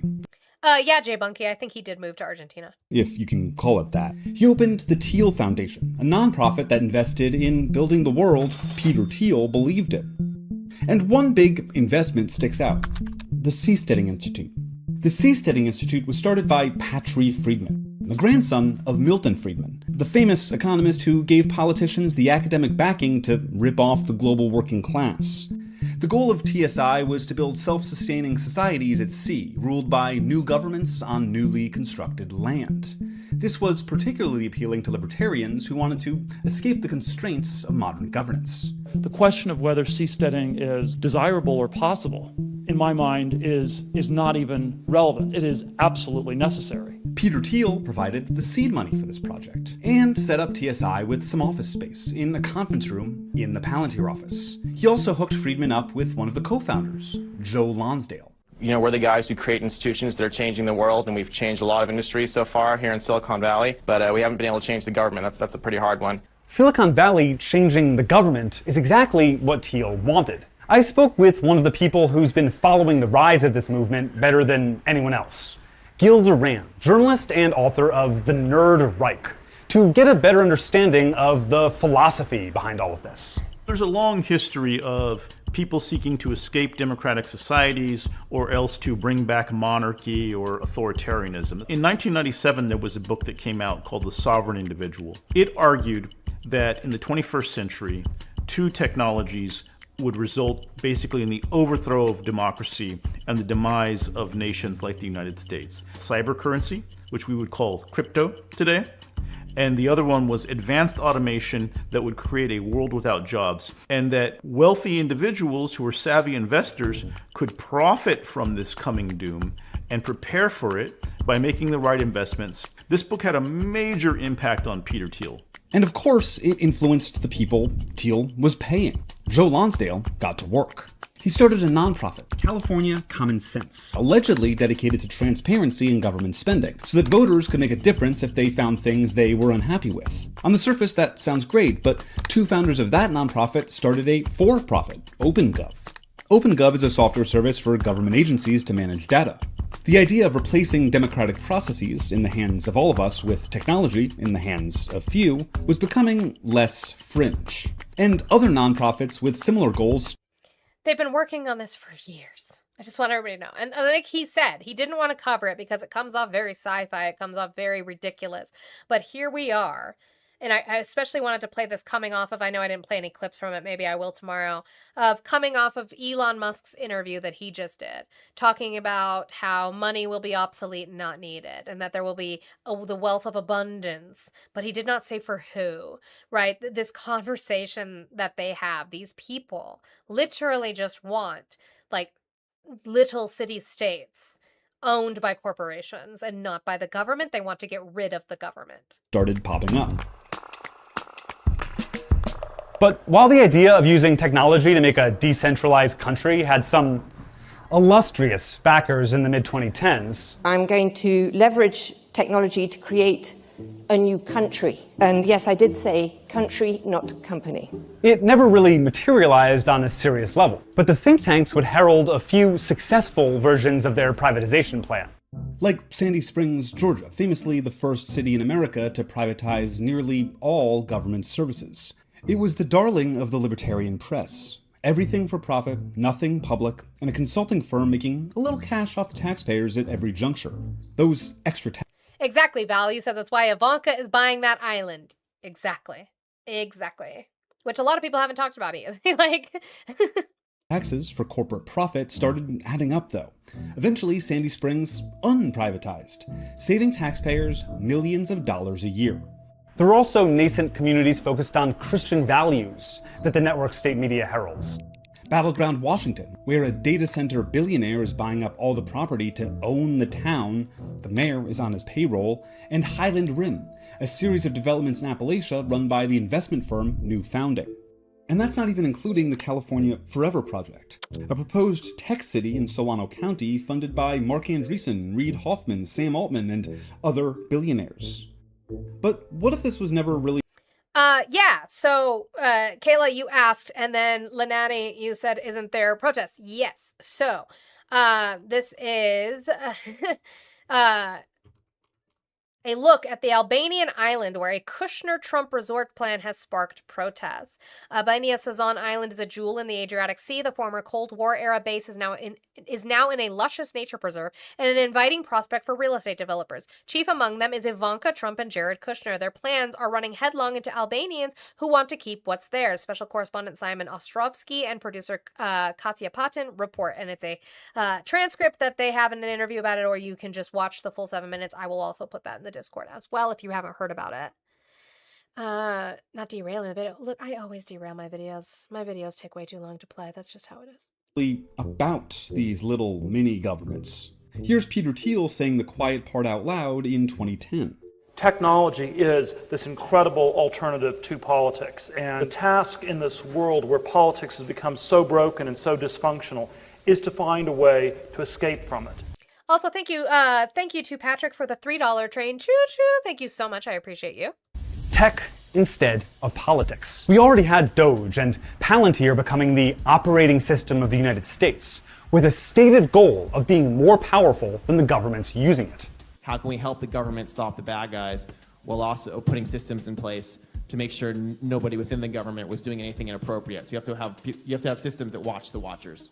After leaving Palantir, Lonsdale, through his firm 8VC, continued investments in what's called GovTech, tech for government clients. That's surveillance tech, AI drones, AI weapons, even tech to replace 911 with AI.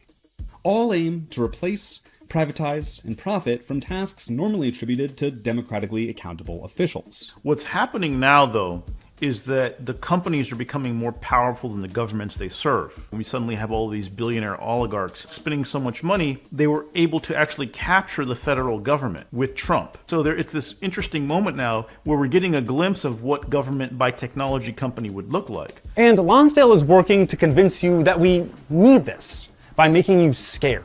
Lonsdale founded the Cicero Institute, a think tank that pushes anti-homeless messaging. Not anti-homeless messaging, but messaging attacking the homeless themselves, and even legislation creating concentration camps where unhoused people would do forced labor. You actually can go into states, you can partner with governors, you can pass laws. Cicero's in 15 states, we're getting dozens of laws passed, and then we're gonna teach people that and go to the national level. Riling people up is definitely part of their game plan. That's what we saw in the San Francisco recalls. San Francisco had a spike in crime during the pandemic, but so did almost every big city in the United States. Only in San Francisco, which has extremely low crime rates compared to most cities in red states, did they create this massive panic using social media and doom influencers to convince everybody that everything was worse than it had ever been. And as Lonsdale got into nonprofits and think tanks, Patri Friedman, remember him, Milton Friedman's grandson, started his own VC firm with backing from Peter Thiel, called Pronomos Capital, existing entirely for investing in privatized governments. In Honduras, Pronomos invested in the first government run entirely by a for-profit corporation, Prospera. Prospera is this little enclave on the island of Roatan in Honduras that claims to be its own little charter city that was funded by American venture capitalists and has been touted as the flagship project of the network state movement. But the real flagship project is something bigger: the entire United States government. It shows in policy. Remember the whole thing about taking over Greenland? That idea emerged and was celebrated by the people we've been talking about. I think having a frontier is very healthy. I think part of America being great is that it's growing and creating more wealth for everyone. If the people in Greenland want to be part of us, if we can use those resources better and make sure Russia and China don't get advantages in the Arctic. The Freedom City as a name didn't really gain momentum, but the idea is there. And the influence in the administration is clear. Joe Lonsdale helped staff up the Trump administration, and just recently accompanied administration officials to the Philippines to christen a new regulatory zone. Just last week, we signed They just want little fiefdoms again. Little fiefdoms with little peons, little peasants that do all the work while they make all the money. That's why I said, listen, I know it's sci-fi, but that's why I say it reminds me of like Alien Universe with Weyland-Yutani, right? That the people, everything is privatized. So everything that you buy, everything that you do, everything that you use, you have to then fulfill a contract out and work for them to get done. historic deal with the Philippines, 4,000 acres right next to Subic Bay, where we're going to build a first of its kind AI native industrial park. I was there for a day in the Philippines with everyone. They're excited what you guys are doing. That sounds a lot like a startup city. They've also embedded themselves with the rest of the right-wing movement. I could not have envisioned that J.D. Vance, a Peter Thiel protege, would be the vice president of the United States. And so when Vance got onto the ticket, then it became real that this stuff could travel to the White House.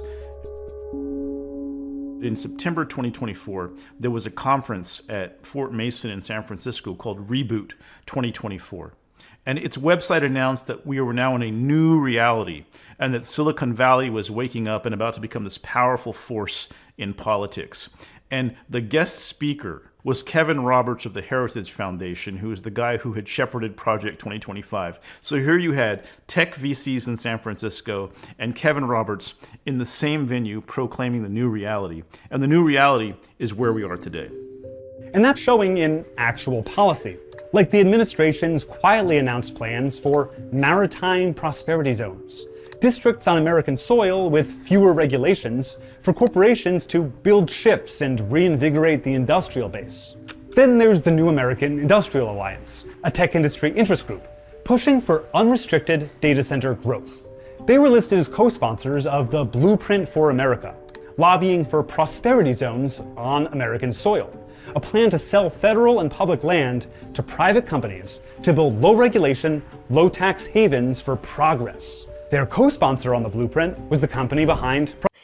Jen, why aren't we best friends? You just used a Weyland-Yutani reference. I love Alien. Love it.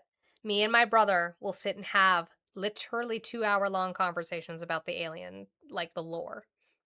Prospera in Honduras, whose lobbying disclosures show they spent hundreds of thousands of dollars pushing for prosperity zones. But they also spent big on begging the American government for handouts of your money.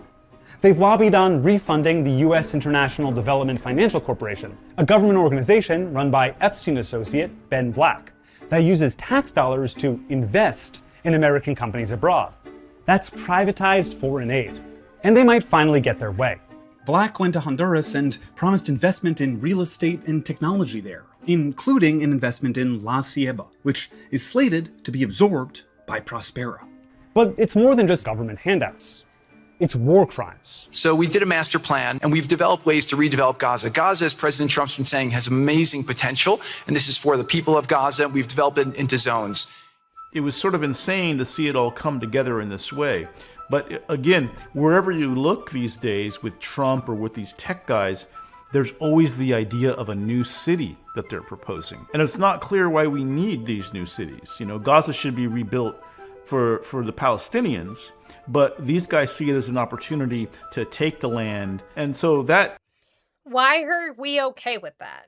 You allowed Netanyahu and the government of Israel to come in and murder tens of thousands of innocent women and children and people in general, but specifically because of the age range, you have a lot of children and a lot of women who were murdered by the Israeli government.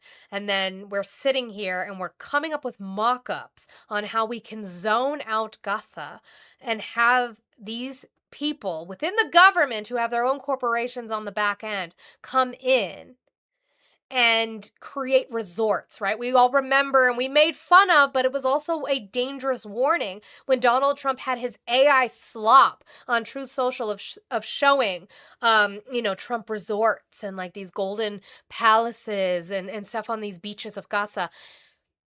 Yes, and our taxpayer money monster is going towards this by allowing them to do these trips. Jared Kushner, remember, has no official position in the United States government, but here he is doing backdoor deals for himself as a real estate developer on a place that should be sovereign and on a place that has seen genocide. And yet here we are because it's going to be the private cities that they want to see. Yeah, babe, I gotta add that. The Occupation of the American Mind is apparently a documentary on YouTube that my husband just watched talking about the kind of infiltration of our government with the Israeli government and how they are now trying to pair being anti-Israeli government with being anti-Semitic, and those are two different things. It shows you the degree to which this thinking is starting to imbue everything that they do. Look at how the people in this fringe movement reacted to other invasions. In 2019, Mark Lutter, leader of a Peter Thiel-funded New City think tank, said that overthrowing the Venezuelan government would be an opportunity for these projects. And when the invasion did happen, Lutter suggested America establish a Florida or Texas-style government there. He cites America paying for a wholesale development plan after regime change, which is exactly what we're doing in Iran today, to the tune of $300 billion. Palmer Luckey, Lonsdale and Thiel associate and founder of AI defense contractor Anduril, pictured here in cosplay, he looks like a normal suggested a person. privatized city on Guantanamo Bay in Cuba, which President Trump also threatened with invasion. Again, nobody wants this. They know that. That's why they hate populism. That's why they hate democratic representation. Michelle, I have no clue. I've never had my ancestry done. I wouldn't think so. Maybe. Despite all of this being couched in freedom. What they're asking for is to exit entirely from any government structure. But that's just not how it works, especially when most of these guys are government contractors and are still wanting to have the benefits of our society without having the responsibilities of our society. Sounds like every libertarian I've ever talked to ever. I would like the benefits of the protections of the Constitution, but I also don't want the Constitution to touch me. You don't get to have it both ways, but sure. These are people who don't like being told no. They're angry at the pushback against data centers, that we don't want AI to take over everything, that no one supports annihilating a civilization to replace it with one they can profit from. People need to understand that the billionaires have become radicalized against democracy, and they're in the process of using everything they have to try to destroy it. And that's the battle of our moment. That's the battle of our time. It's not too late to push back. Public response to data centers works. Many of the governance as a service startups are starting their work in towns and states, where you can still have a voice to stop them. The billionaire class wants to turn your home into their playland, completely change how everything is run, to funnel more wealth to themselves, create chaos, and then when everything is all fucked up, walk away with their winnings to their own private enclaves, all under the guise of fixing a broken government. A government that they broke. And yeah, sure, the government is broken, but it's not because of democracy or lack of corporate privatization. It's because of corporate power. We need more democracy and less corporate control. W's to a more perfect union. They are fantastic. If you're not following them on Twitter, on YouTube, you should be, because they're absolutely fantastic.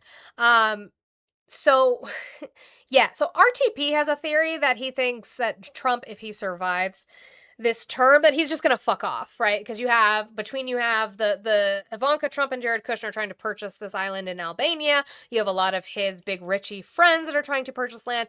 So RTP really, really thinks that he's going to try to fuck off to the Middle East somewhere, like the UAE, right? Like Dubai and the UAE, maybe. It's called a more perfect union.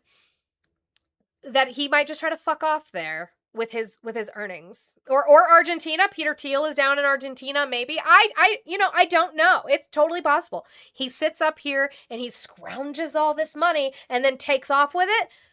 Totally possible. Let's see. How long is this one? All right. I'm going to go over a little bit just because I want to show this one also. This is another More Perfect Union video. I figured it ties in pretty well. And this is talking about Data Center Alley and how we are already seeing the infrastructure cracks due to these AI centers, these data centers being built without regulation and without protection for the people around it. Something happened on Wednesday morning that you might have noticed but didn't bat an eye. It happened inside thousands of your homes and businesses. And experts say it's a sign the cracks are starting to show in our power infrastructure. Yeah, just before 8 a.m., the electricity flickered on and off for about 10 minutes. It was the result of data centers in Loudoun County, Virginia. In a story you will only see on News 4, Northern Virginia Bureau reporter Drew Wilder explains why engineers say this seemingly small blip is a sign our infrastructure is in danger. Experts say the cracks in our infrastructure grid are starting to show as the data center industry consumes electricity at a rate the world has never experienced. Wednesday morning, that crack became visible to millions of Americans inside their own homes in a seemingly small way. This is what experts are worried about, right? The data centers are such a big load on the grid that they can have detrimental impact on the surrounding grid. Bob Marshall runs Ting Labs and sells this little device that plugs into your wall to monitor your home's electricity, and it can alert you if something's awry. It's all to prevent an electrical fire. You plug it in, connect it to Wi-Fi. It takes 30 million electrical measurements every second. And with millions of these devices in homes across the country, Marshall's data collection saw something that he says should be a concern for all of us. He says at 7:56 Wednesday morning, our lights flickered because the electricity supply dropped, then spiked, then dropped, then spiked before leveling off about 10 minutes later. Electric grid instability felt from Chicago to Boston to Miami. The source, he says, Data Center Alley. This one event serving either one building or whatever that data center complex is in Ashburn impacted the entire region here. And, you know, this is what experts are worried about. Dominion Energy tells News 4 a transmission line servicing a data center failed, so the data centers switched to their own power supply, temporarily leaving the grid. In a statement to News 4, a Dominion Energy spokesperson said, quote, Dominion Energy did not disconnect area data centers from the grid. The data center's own control systems transferred them to backup power for a very short period of time. Think of it like ripples in water. The data center is switching their power source as the rock, and when that change impacts the water, or the power grid in this analogy, the massive shift in electricity load sent ripples through the electric current across half the country. Ting Labs provided News 4 with this graphic that shows the scale of the service disruption. The company says the colors on this map should all stay the same. The big changes in colors means there's a change in electric frequency. It covers more than half of the United States. People working on regulations around this they're concerned that one of these events in the future could cause the grid to become unstable, and it does not come back to normal in a few minutes or 10 minutes, and we're dealing with a real big problem. That real big problem could be a blackout. In this case, Dominion Energy's safety equipment kicked in, worked as intended, and mitigated the issue. The whole industry is facing things they've never faced before, and they are doing their best to figure out what's going on and institute preemptive measures.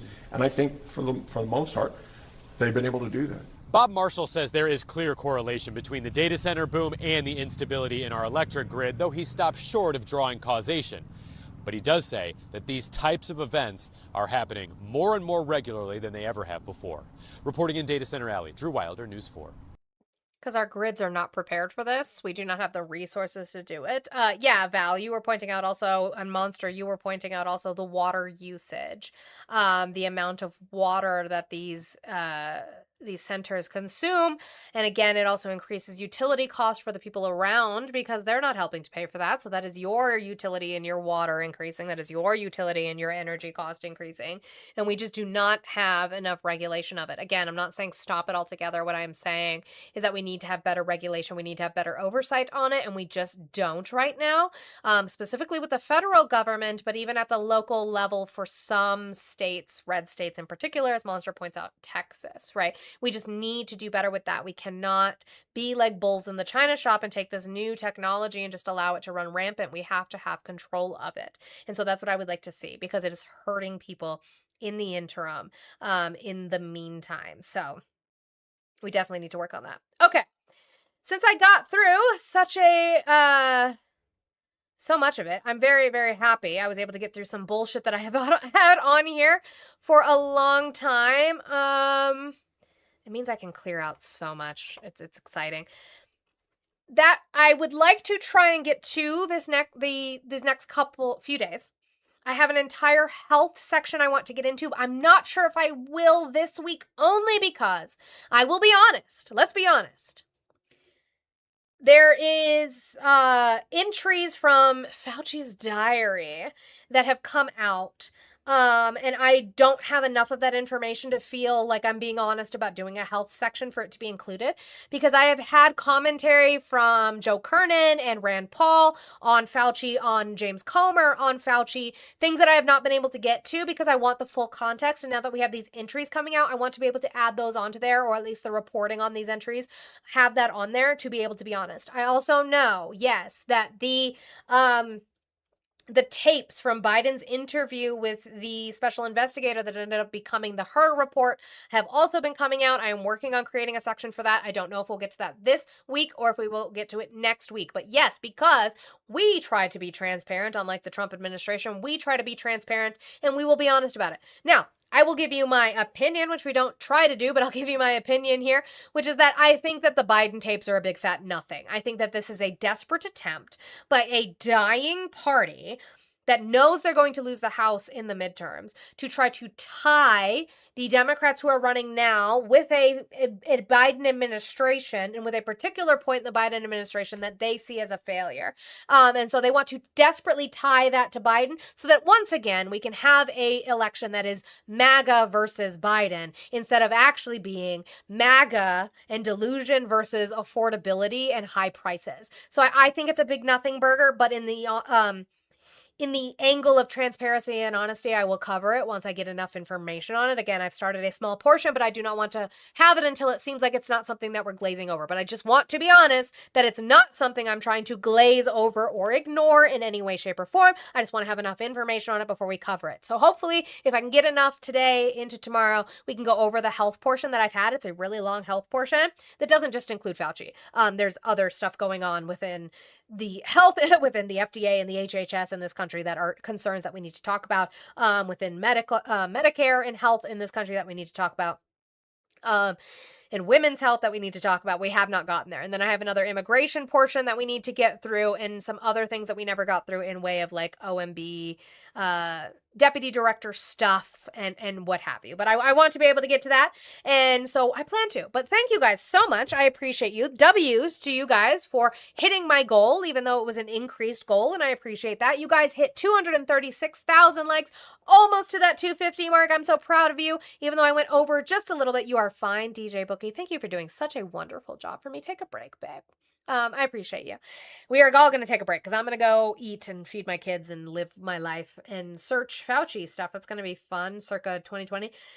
Which, by the way, my opinion on the Fauci stuff is that is also a giant nothing burger to try to tie MAGA in the midterms to Fauci Biden 2020, to try to bring up old fear-mongered shit to try to win an election that they have no messaging on. The communist messaging is not working. The everything's fine, prices are fine messaging is not working. So they're going to do a what about Biden messaging. They are going to do what about Fauci messaging. It's not working. It'll work for MAGA, but MAGA doesn't win elections by themselves. So that is that. All right. Who should we... wait, what is she? Is she arguing or is she just sitting in her car chatting? I don't know if I want to. Okay, so what I'm going to do, I don't know. TikTok, figure out what we're doing. YouTube, I'm going to do what I always do, and I'm going to send you to RTP because I think it's the best place to go, really, over here. He has so much information, and he really just pisses you guys off, which also makes me very, very happy. I enjoy it very, very much. So, Twitch and YouTube, I'm going to send you there. Guys, I will be back tomorrow, 9 a.m. Mountain Time, whatever time that is for you. And I appreciate you guys being here. And I'll see you tomorrow. So, goodbye, YouTube and Twitch. Let me get this raid started, and then we will get you guys.